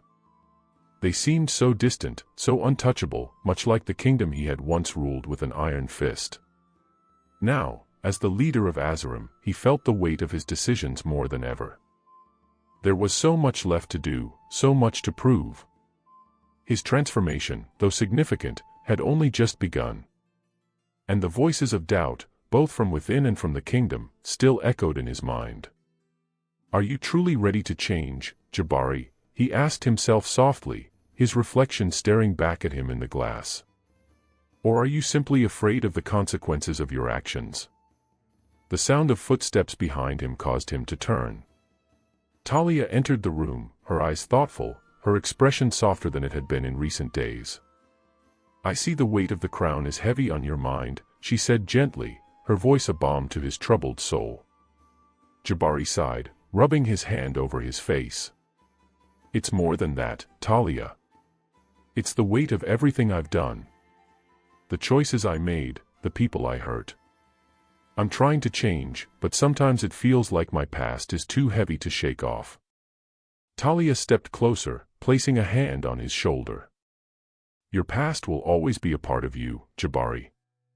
But it does not define you. You have the power to shape your future, one choice at a time. You've already taken the first step by acknowledging your mistakes." "I don't know if that's enough," he admitted, his voice tinged with frustration. "I've hurt so many people, and even though I'm trying to do better, I can't help but feel like the damage is irreparable." Talia's eyes softened with understanding. "The road to redemption is never easy, Jabari. But it is worth it. The people of Azam may not trust you yet, but they will see your actions over time. You must prove yourself not just with words, but with deeds." Jabari nodded, her words resonating deep within him. But as much as he wanted to believe in the possibility of redemption, there was one thing that gnawed at him, the young boy who had arrived at the palace, claiming to be his son. The storm within him was not only of doubt but of fear. "What about the boy?" Jabari asked, his voice heavy with uncertainty. "He claims to be my son. But how can that be true?" "I don't remember." Talia's expression hardened slightly. "We don't know the full truth yet. But you must face him, Jabari. If he is truly your son, you must acknowledge him. If not, we must find out who sent him and why. Either way, this mystery cannot remain unresolved." Jabari nodded solemnly. "I will meet him tomorrow." As the night deepened, Jabari found no rest. His mind was consumed with thoughts of the mysterious boy, the mermaid, and the choices he had made that had brought him to this point. The storm within his heart raged on, and though Talia's words offered comfort, they did little to ease the turmoil that churned inside him. The next day, a heavy storm rolled over the kingdom, dark clouds gathering overhead as if the heavens themselves were mourning the fate of Azam. The winds howled, carrying the scent of rain and sea salt. The tension in the palace was palpable, as if every living soul in Azam knew that something significant was about to unfold. Jabari stood at the entrance to the palace, his heart pounding as he awaited the boy's arrival. The air was thick with the scent of rain, and the distant rumble of thunder echoed in the sky. His pulse quickened as the gates opened, and a lone figure emerged from the shadows of the storm. The boy was no more than 15, with wild, dark hair and eyes that mirrored Jabari's own. His skin was dark, like the rich earth of Azam, but his features were sharp, almost otherworldly, as if he carried the essence of the sea within him. His eyes were wide and intense, and his voice carried the weight of the ocean as he spoke. "My name is Sephiu," the boy said, his voice deep and steady, despite the storm. "My mother sent me to claim what is mine, the throne of Azam." Jabari stared at him, his heart sinking. The words felt like a dagger to his chest. He had never laid eyes on this boy before, but there was something unmistakable about his presence. The connection between them was undeniable. "What do you mean?" Jabari asked, his voice strained. "Who is your mother? And why should I believe you?" Sephiu's gaze never wavered. "My mother is the one you wronged, the mermaid, Azam. She gave me life, and she sent me to claim what you denied her." Jabari's heart raced as a cold sweat broke out across his brow. Azam, the mermaid he had abandoned. She had come to him once, and he had cast her aside in his arrogance. Now, this boy stood before him, claiming to be her son, and the weight of his actions bore down on him more heavily than ever. You are her son?" Jabari whispered, his voice trembling. Sephiu nodded solemnly. "Yes. And I have come to claim what is rightfully mine. The throne of Azam." The wind howled louder, and the storm outside seemed to grow more violent as the truth sank in. Jabari stood frozen, his mind a whirlwind of confusion and regret.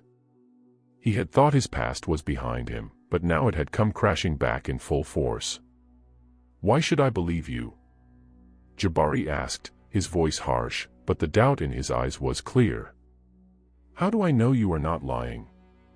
Sephiu's expression softened. "I have no proof other than my blood and the truth of my mother's words. She told me you would doubt me, but I must stand here and say it anyway. I am your son, Jabari. And I will not leave until I have what is mine." The words struck Jabari like a thunderclap, and for the first time, he saw the weight of his actions in full. He had hurt Azam, abandoned her, and now her son stood before him, demanding justice. But the storm was far from over. The boy's words, as fierce as the wind and as deep as the sea, were only the beginning. Jabari had much to face, and the trials were far from finished. As the storm raged on outside, Jabari was faced with a choice.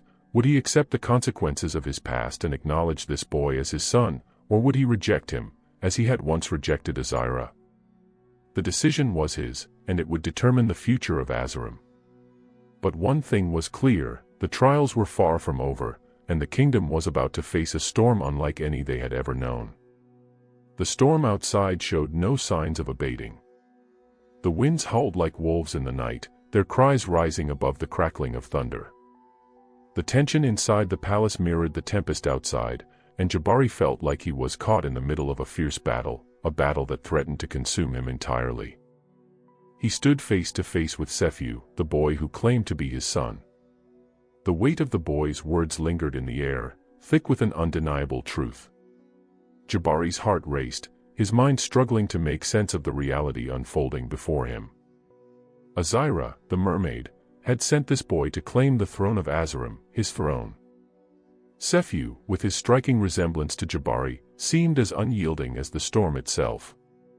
His presence was powerful, an embodiment of the ocean's depth and fury, and Jabari could not deny the pull of connection between them. Yet, doubts clouded his thoughts. How could he accept the boy as his son? He had never once thought of the consequences of his past actions, nor had he considered the far-reaching ripples of his cruelty toward Azam. "Tell me more," Jabari demanded, his voice rough, struggling to remain steady. What do you want from me? Why are you here now? Sefiu's eyes burned with intensity as he spoke. I am here to claim my birthright. Azira, my mother, was cast aside by you, abandoned and humiliated. You thought you could escape your sin, but it has come back to haunt you, Jabari. The sea never forgets. My mother never forgets. And now, I am here to remind you of that. Jabari took a deep breath, the storm's fury mirrored in his heart. Azira, she warned me, he whispered, more to himself than to the boy before him. She told me that there would be consequences, but I was too proud, too arrogant to listen. The memories of that night, the night he had forced himself upon Azira by the hidden waterfall, flooded his mind. He had laughed in her face as she vanished into the water, her eyes full of fury, and her curse had followed him ever since. You can't undo what's been done, Sefiu continued, his voice like the rolling waves crashing against the shore. But you can face the consequences. You can face me. Jabari's heart twisted in his chest. The boy's words, sharp as the jagged rocks that lined the shores of Azam, cut through him like a dagger. What was it that made Sefiu so sure? What did he expect from Jabari? I've come to claim the throne, Sefiu said again, his tone resolute. I do not seek your approval. I only seek what is mine by right. But I will not do it through force. I will do it with the truth. Jabari stared at the boy, his thoughts swirling like the winds outside. What truth? He asked, his voice barely a whisper. What truth can you possibly offer that could change what I've done? Sefiu stepped forward, his eyes locked on Jabari's. The truth is that I am not just a son of Azira. I am also a son of Azam. And it is this kingdom, your kingdom, that I have come to claim. I will bring the strength of the sea, the wisdom of the merfolk, and the power of the tides to restore balance to Azam. Jabari's breath caught in his throat. His heart raced as the boy's words sank in. This was not just about revenge. This was about something much greater. The boy, his son, was offering more than just a claim to the throne. He was offering to bring Azam into a new age, one where the sea's power would be recognized, and the past could finally be confronted. But Jabari was no fool. He knew that accepting Sefiu would not be an easy path. The people of Azam had long held to their traditions, and the idea of a mermaid's child taking the throne was something they could never accept. There would be rebellion. There would be bloodshed. Do you think the people of Azam will accept you? Jabari asked, his voice filled with doubt. Do you think they will welcome a son of the sea to rule over them? Sefiu's gaze softened, but his resolve remained firm. I don't expect them to welcome me with open arms, no. But I will make them see the truth. I will show them that Azram's future lies in the sea, just as much as it lies on the land. Jabari looked at the boy, the weight of his own failures pressing down on him. The years of arrogance, the years of thinking he was above the consequences, had led him to this moment. This was the moment where he would either face his past or continue to live in denial. I am your father, Jabari said, his voice hoarse. I don't know how to make amends for what I've done, but I will try. I will not abandon you like I abandoned her. I will not let the kingdom destroy itself because of my pride.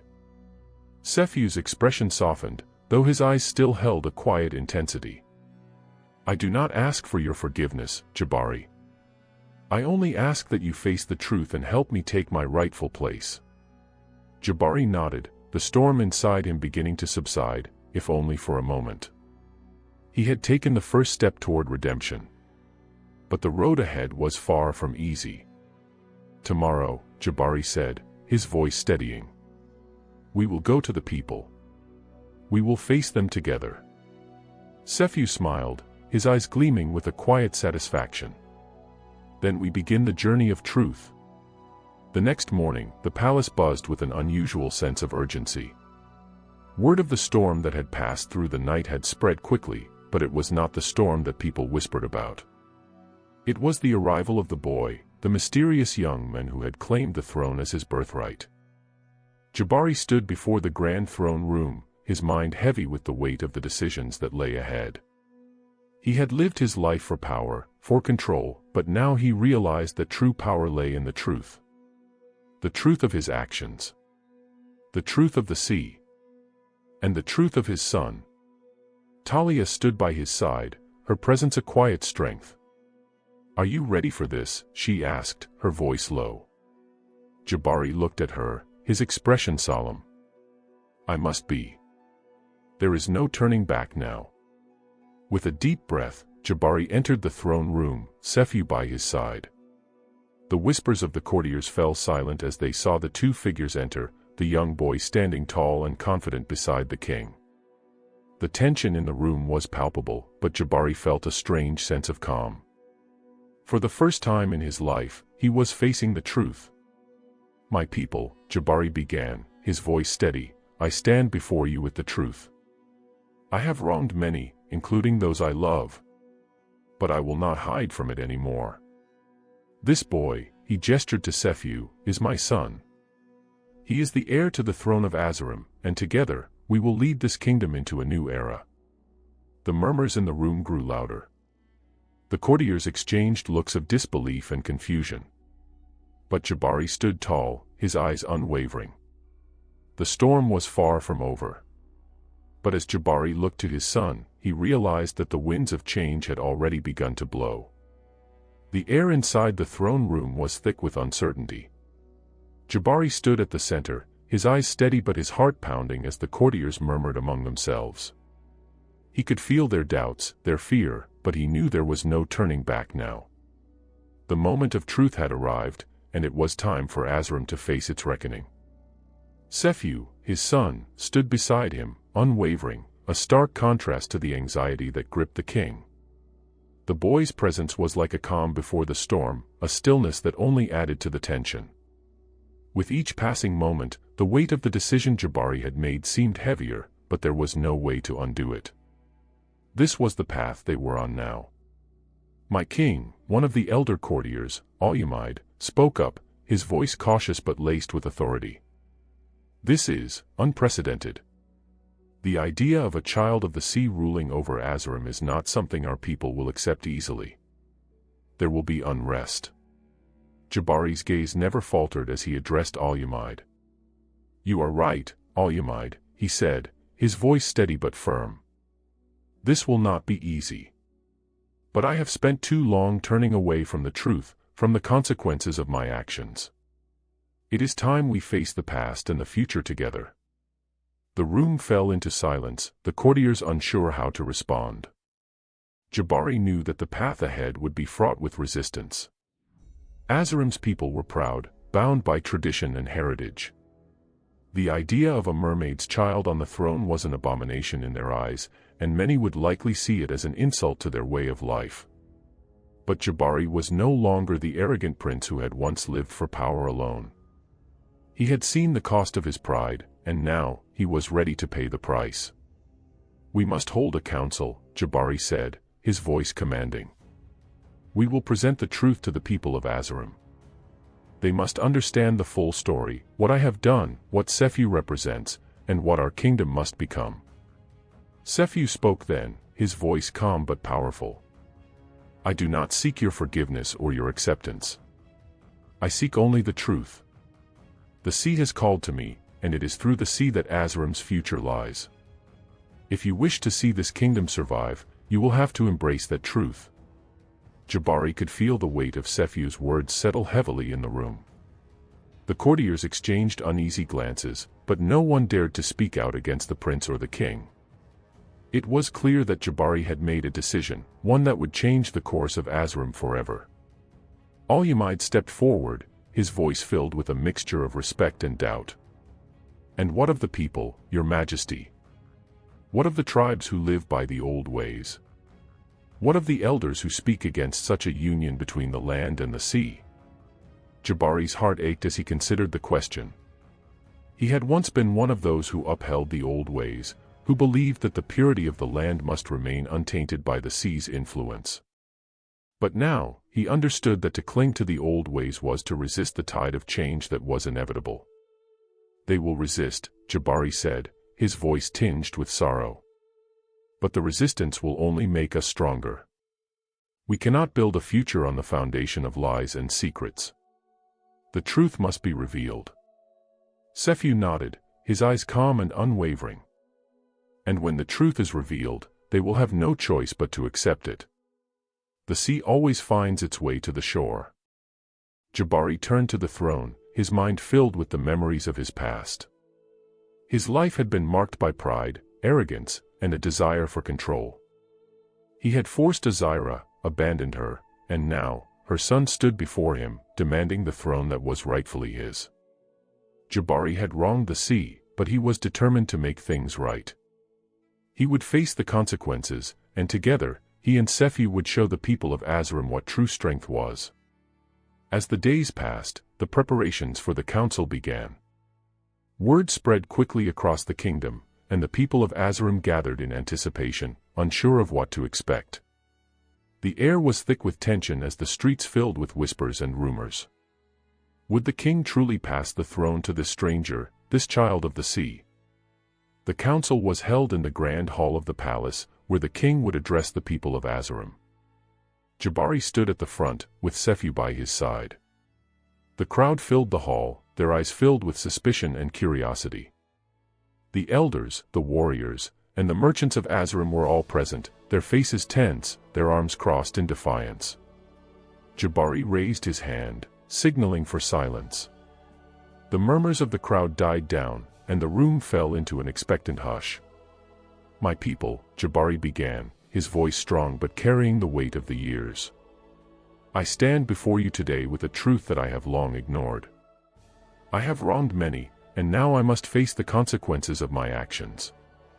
He turned to Sephew, who stood beside him, calm and composed. "This is Sephew," Jabari continued, his voice steady. "He is my son. He is the heir to the throne of Azam, and he comes not as an enemy but as a son of this land. His mother, Azira, is of the sea, and it is through the sea that Azram's future lies." The crowd erupted in whispers, their disbelief palpable. Jabari's heart raced as he watched the reaction of his people. This would not be easy, he knew that. But he was determined to see it through. "Azira," Jabari continued, "was cast aside by me, and for that, I carry a great burden. But Sephew, his mother's son, has come to claim his birthright. I have wronged the sea, and now I must make amends. The truth must be known, and the future of Azam must be embraced, not feared." The murmurs in the crowd grew louder, and Jabari could feel the uncertainty rising. But he stood firm, refusing to back down. Sephew spoke then, his voice strong and clear, like the crashing waves outside. "The sea never forgets," he said, his words carrying weight. "It is the source of life, and it will not be denied. Azram's future lies in the sea, just as much as it lies on the land. It is time for change." The people of Azam listened in stunned silence, and Jabari could feel the tension in the air. This was the moment that would shape their future. Would they accept the truth, or would they turn away, bound by their fear of the unknown? The storm outside had passed, but the storm within Azam was just beginning. The night stretched long as the storm within the palace grew. Despite the raging thunder outside, there was a stillness in the air, an ominous calm before the true battle began. The council hall had fallen silent after Sephew's declaration.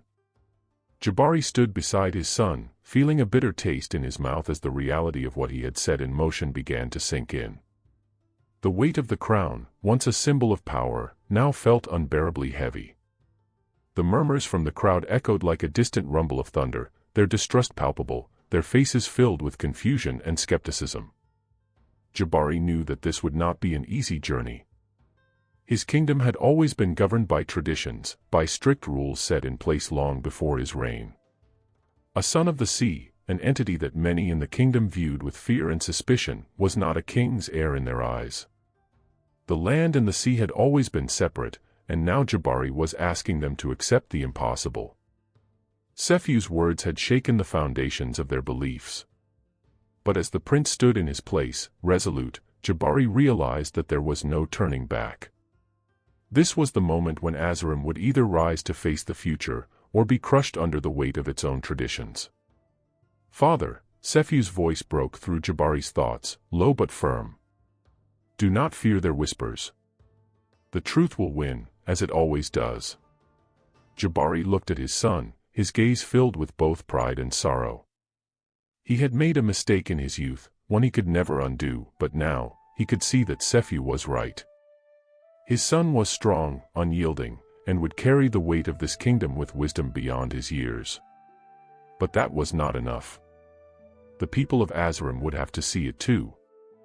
They would have to understand that this was not about pride, about who had the right to rule. This was about survival. "I will speak to them," Jabari said, his voice a low rumble.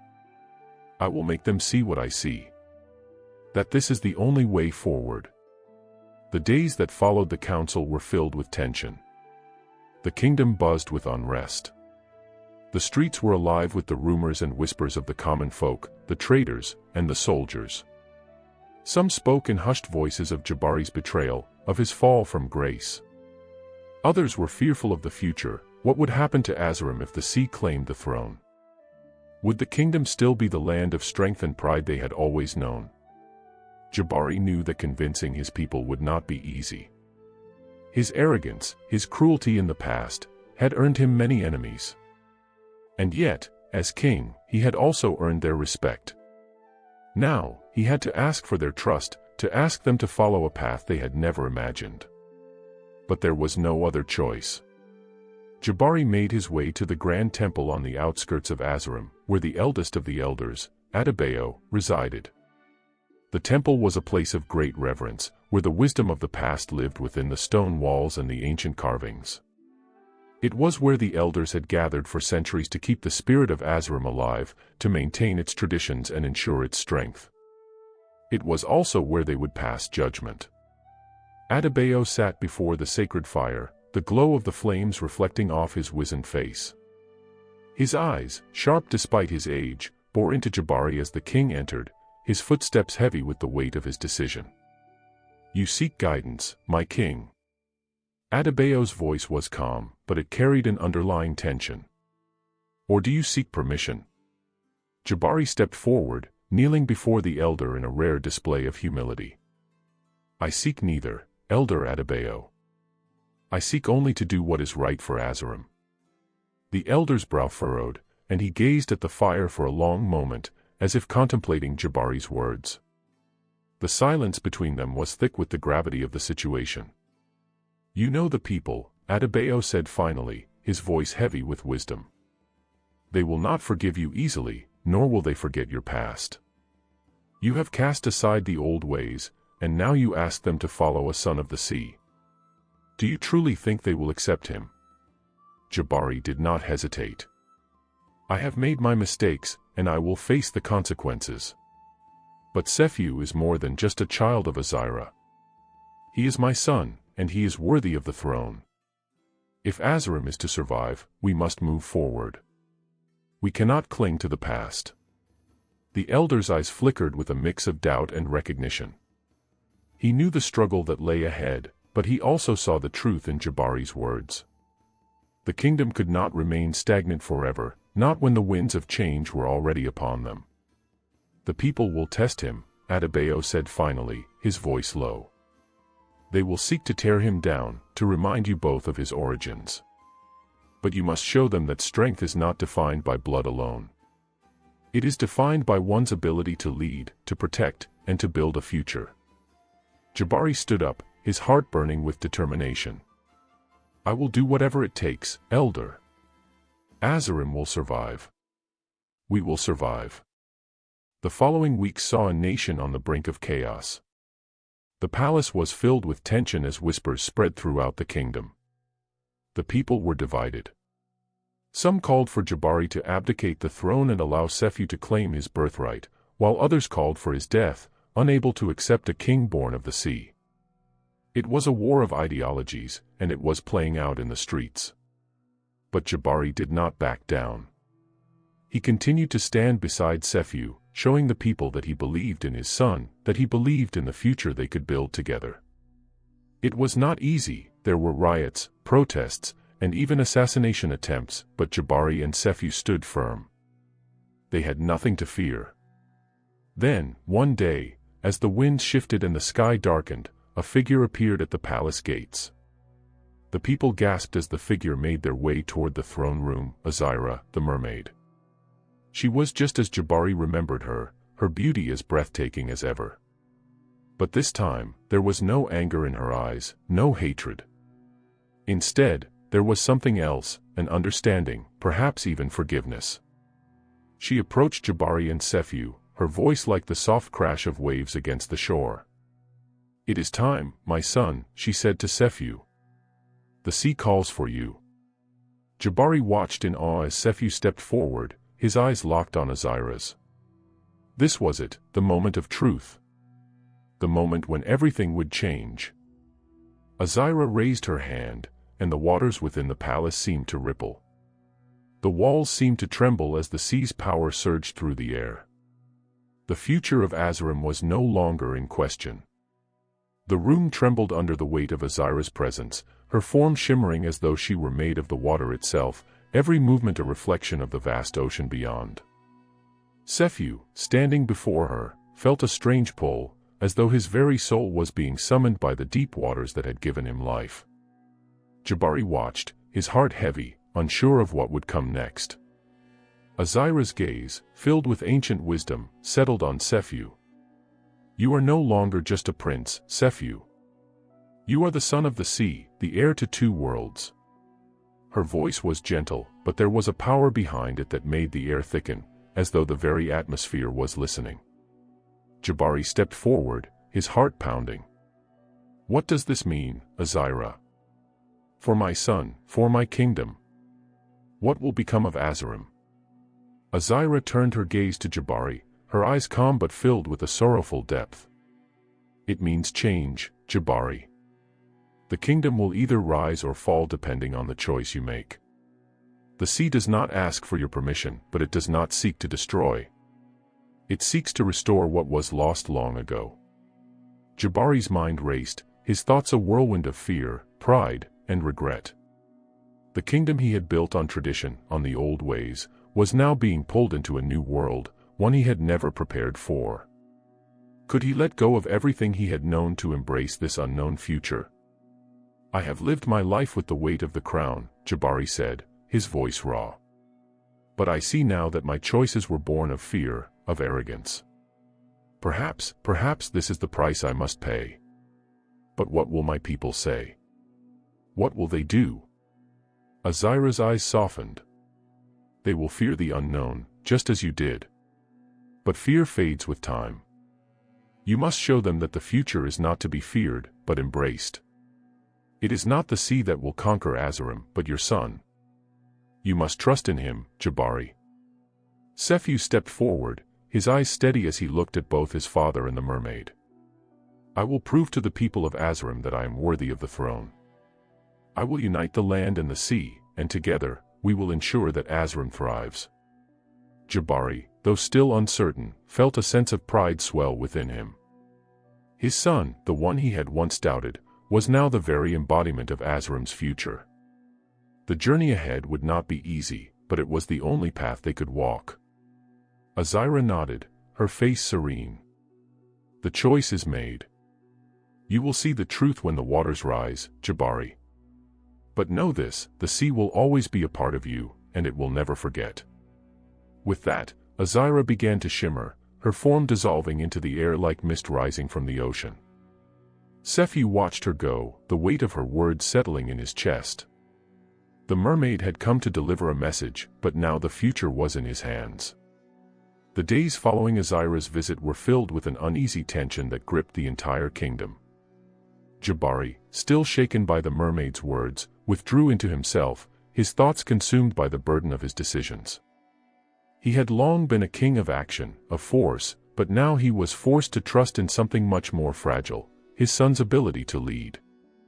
Sephu, however, was determined.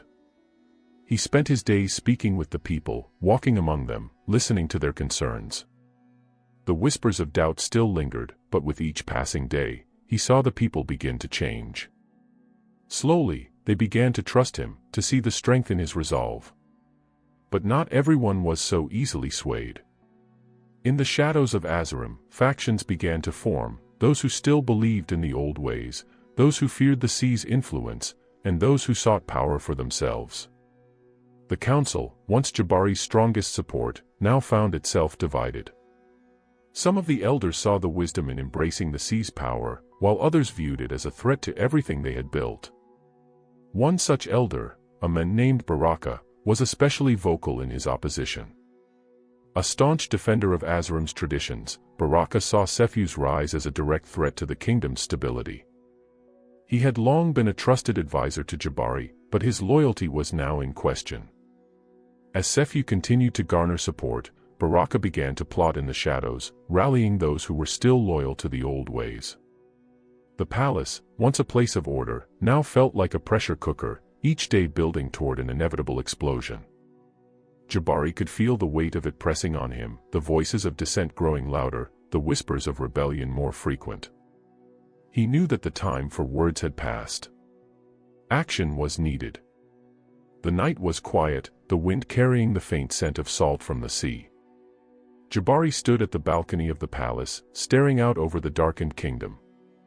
The city below seemed peaceful, but the tension in the air was palpable. The storm was coming, and it was not the kind that could be weathered with patience. A shadow moved behind him, and Jabari turned to find Sefu standing in the doorway, his face grim. "It is time, father," Sefu said, his voice low. "Baraka has gathered his followers. They are planning something that could tear this kingdom apart." Jabari's heart sank. He had feared this moment, but now that it had arrived, there was no turning back. The people of Azam were divided, and a civil war seemed inevitable.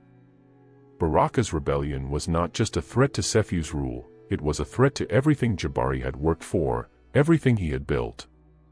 "I will not let them destroy Azam," Jabari said, his voice steely with determination. "We will fight back, and we will win." Sefu placed a hand on his father's shoulder, a gesture of reassurance. "We will fight together, father. The kingdom will stand, no matter what comes." Jabari nodded, feeling the weight of his decision settle on his shoulders. This was no longer just about his son's future or his own redemption. This was about the future of Azam. The kingdom would either rise from the ashes, or it would fall into ruin. And so, with a sense of finality, Jabari made the decision that would change everything. The first signs of rebellion came in the form of a messenger, carrying word of Baraka's movements. He had raised an army, and they were marching toward the palace. The kingdom, once united under Jabari's rule, was now divided in two. Those loyal to the old ways were determined to fight for their traditions, while those who followed Sefu, the son of the sea, prepared to defend the throne. The battle was inevitable. The atmosphere was thick with anticipation as the palace braced for the storm that Baraka's rebellion had promised. The royal soldiers, once unwavering in their loyalty to King Jabari, now found themselves divided. Some remained loyal to the crown, while others, swayed by the growing whispers of Baraka's cause, were unsure where their allegiance truly lay. Sefu stood at the heart of the palace, surrounded by his most trusted men. His expression was calm, but his heart was a whirlpool of emotions. He knew that the battle ahead would not just determine the future of Azam, it would also define his legacy. Would he be remembered as the prince who embraced change and unity, or the one who succumbed to bloodshed and division? Father and son had never been closer, but neither had they ever been more distant. Jabari had stepped back, allowing Sefu to take command, but his presence lingered over everything, like a shadow cast long over the land. Sefu had become the face of hope, but Jabari was the king who had broken the kingdom with his arrogance, his neglect of Azira's warnings, and his refusal to listen to the land's whispers. Night fell on Azam, and with it, a heavy stillness that hung over the kingdom. The air seemed to hold its breath as the soldiers prepared for the coming fight. Jabari, standing alone in his private chambers, could hear the distant echo of the approaching army, the sound of footsteps, the rustle of armor, the hum of a world on the brink of war. The clash of swords rang out in the stillness of the night as Baraka's forces met the royal army at the edge of the city. The streets, once filled with the laughter of the people and the bustling of traders, were now bathed in the orange glow of torches and the red light of fire. The sound of combat echoed in every corner as Azarim's future was fought for, the fate of the kingdom hanging on the edge of a blade. Sephiu led the charge, his heart heavy with the weight of his responsibility. Behind him, the royal soldiers fought with the strength of loyalty, but there was an uncertainty in their movements. Many had fought beside Baraka in past wars, and now, they found themselves caught in a conflict that felt foreign to them. Were they defending the kingdom or fighting to uphold an outdated system? Jabari watched from the palace balcony, his eyes fixed on the chaos below. His heart ached with every swing of the sword, with every fallen soldier, but his hands were tied. His kingdom, once a symbol of strength and unity, was now a battlefield. The fight had become something much larger than him. It was the clash of old beliefs against new ideas, a war between tradition and progress. As the battle raged on, Sephiu found himself face to face with Baraka on the battlefield. The elder's eyes burned with the fire of conviction, but there was a deep sadness in his gaze. He had fought for Azarim for years, his loyalty to the kingdom unwavering. Yet now, he saw the kingdom slipping through his fingers, and he would do whatever it took to hold on to what he believed was right. "You are no longer my prince," Baraka spat, his voice thick with bitterness. "You've forsaken Azarim. You've forsaken your people for the sea." Sephiu's grip tightened on his sword, the weight of the words pulling at his heart. "No, Baraka. I have not forsaken my people. I have embraced the future. And your fear of change will destroy us all."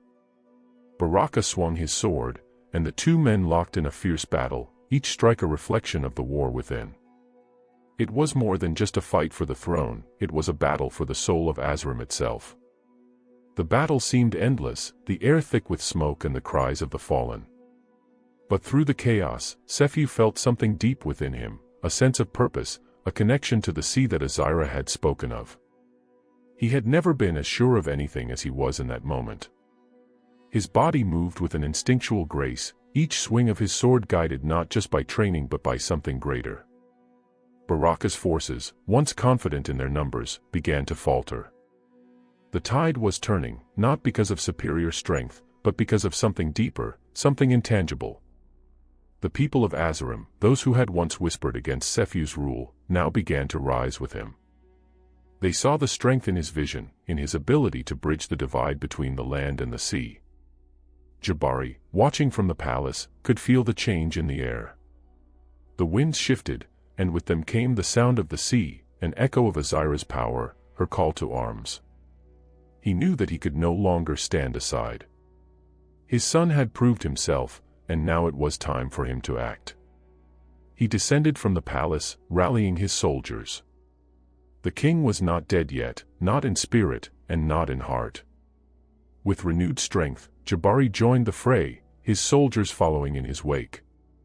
Together, father and son fought side by side, their swords cutting through the battlefield like a storm unleashed.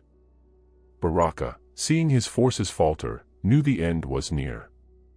He fought with the desperation of a man whose beliefs were unraveling before his eyes. But Sephiu was unrelenting, his strikes swift and true. In the end, it was the weight of his destiny that overpowered Baraka's resolve. With one final blow, Baraka fell, his lifeless body crumpling to the ground. The battle was over, but the war for Azarim had only just begun. In the aftermath of the battle, the streets of Azarim were filled with the sounds of mourning and celebration. The cost of war had been steep, but the kingdom had been saved, at least for now. Sephiu, though victorious, felt the weight of the bloodshed upon his shoulders. His people, his family, had paid the price for his rise to power. Jabari, standing beside his son, saw the toll it had taken. "The kingdom is yours now, Sephiu. I have done all I can. It is time for you to lead Azarim into a new era." Sephiu nodded, his heart heavy with the responsibility that now rested on his shoulders. "We will rebuild, father. Together, we will rebuild, and we will honor the legacy of both the land and the sea." As the sun set over Azam, the waters shimmered in the distance, a reminder of the promise Azam had made. The sea had not come to conquer, it had come to heal. And in the days to come, Sephi would face the greatest challenge of all, uniting the kingdom with the power of both the land and the sea. The aftermath of the battle was both a beginning and an end. The kingdom of Azam was forever changed, and its people, though scarred by the bloodshed, held a new hope in their hearts. The death of Baraka, the old ways, and the destruction of a system that no longer served them had opened a new chapter for the kingdom. Sephi, now the rightful heir to the throne, stood on the balcony of the palace, watching the sun rise over the horizon. The morning light bathed the land in hues of gold and pink, casting a peaceful glow over the once barren battlefield. The sounds of rebuilding echoed through the city, but there was something different in the air, a sense of unity, of rebirth. Jabari stood beside his son, his expression a mixture of pride and reflection. He had witnessed the power of Sephi's vision, his ability to bridge the gap between the old and the new, between land and sea. The king had come to understand that it was not just strength and dominance that defined leadership, it was compassion, foresight, and the courage to face the unknown. "Sephi," Jabari began, his voice quiet but filled with sincerity. "You've done more than win a battle. You've brought our people together. For the first time, I truly believe we are ready for the future. You are not just the king of Azam. You are its heart." Sephi turned to face his father, his eyes filled with both gratitude and sadness. "Father, it is not just my strength that has brought us here. It is the strength of the land, the sea, and the spirits that guide us. Azam's vision, your courage, and the will of our people have led us to this moment." The wind swept through the palace, carrying with it the faint sound of waves crashing against the shore. The sea, once a symbol of division, was now a reminder of the interconnectedness of all things. Sephi had learned that power did not come from conquering, but from understanding and respecting the balance of nature. The days that followed were filled with change. The remnants of the old guard, those who had once followed Baraka and his rebellion, were brought into the fold. Sephi did not seek to punish them, instead, he extended a hand of peace, knowing that healing would take time. He worked tirelessly to unite the kingdom, not just in name, but in spirit. A great council was held, where the voices of the people, both those of the land and the sea, were heard. Azam, though still a mysterious figure, had become a symbol of balance and wisdom. Her presence was felt in every decision, her teachings woven into the very fabric of the kingdom. One by one, the villages of Azam began to flourish again. The once divided people now worked together, sharing resources and knowledge. The sea, once feared, was now respected, and its bounty was embraced. The land and the water were no longer separate entities, they were two parts of a greater whole, inseparable and vital to the kingdom's future. Sephi, with Azam by his side, led the charge toward rebuilding. He traveled to every corner of Azam, speaking to the people, hearing their concerns, and addressing their needs. His leadership was not one of command, but of service. He knew that a king's duty was to his people, not to his own ego. The time came when Sephi, now fully embraced as the ruler of Azam, took one final journey to the shores where he had first met Azam. The water glistened in the moonlight, and the air was thick with the scent of salt and earth. As he stood at the water's edge, a figure emerged from the depths, Azam. She rose from the sea like a vision, her form bathed in the light of the moon. Her skin shimmered with the hues of the ocean, her eyes filled with wisdom that transcended time. She had watched over Azam for generations, guiding its rulers and protecting its people. Sephi, Azam's voice was soft, like the rustling of leaves in the wind. "You have done what many believed impossible. You have united the kingdom and restored its soul. Your heart is pure, and your intentions are true.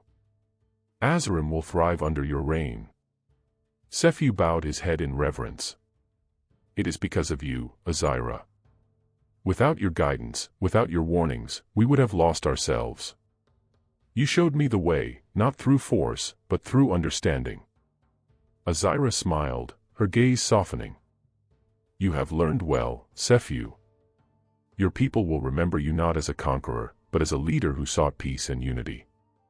The power of the sea flows through you, and it will guide Azam to a future that is as bright as the stars. Years passed, and Azam flourished. Sephu ruled with wisdom, his reign marked by peace, prosperity, and unity.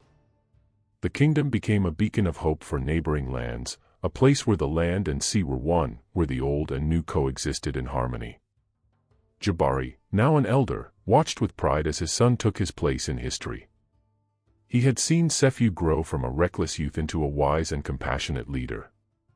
The king's heart was at peace, knowing that the kingdom was in good hands. As for the people of Azam, they sang songs of their king, songs of the land, the sea, and the mermaid who had saved their kingdom. They spoke of the day when the arrogant prince became the wise ruler, and of the love between the sea and the land that had brought them together. And so, Azam prospered, a kingdom united by the wisdom of the sea, the strength of the land, and the courage of its people. The story of Sephu, the son of Jabari, and the mermaid Azira, would be told for generations to come, a tale of redemption, unity, and the power of love.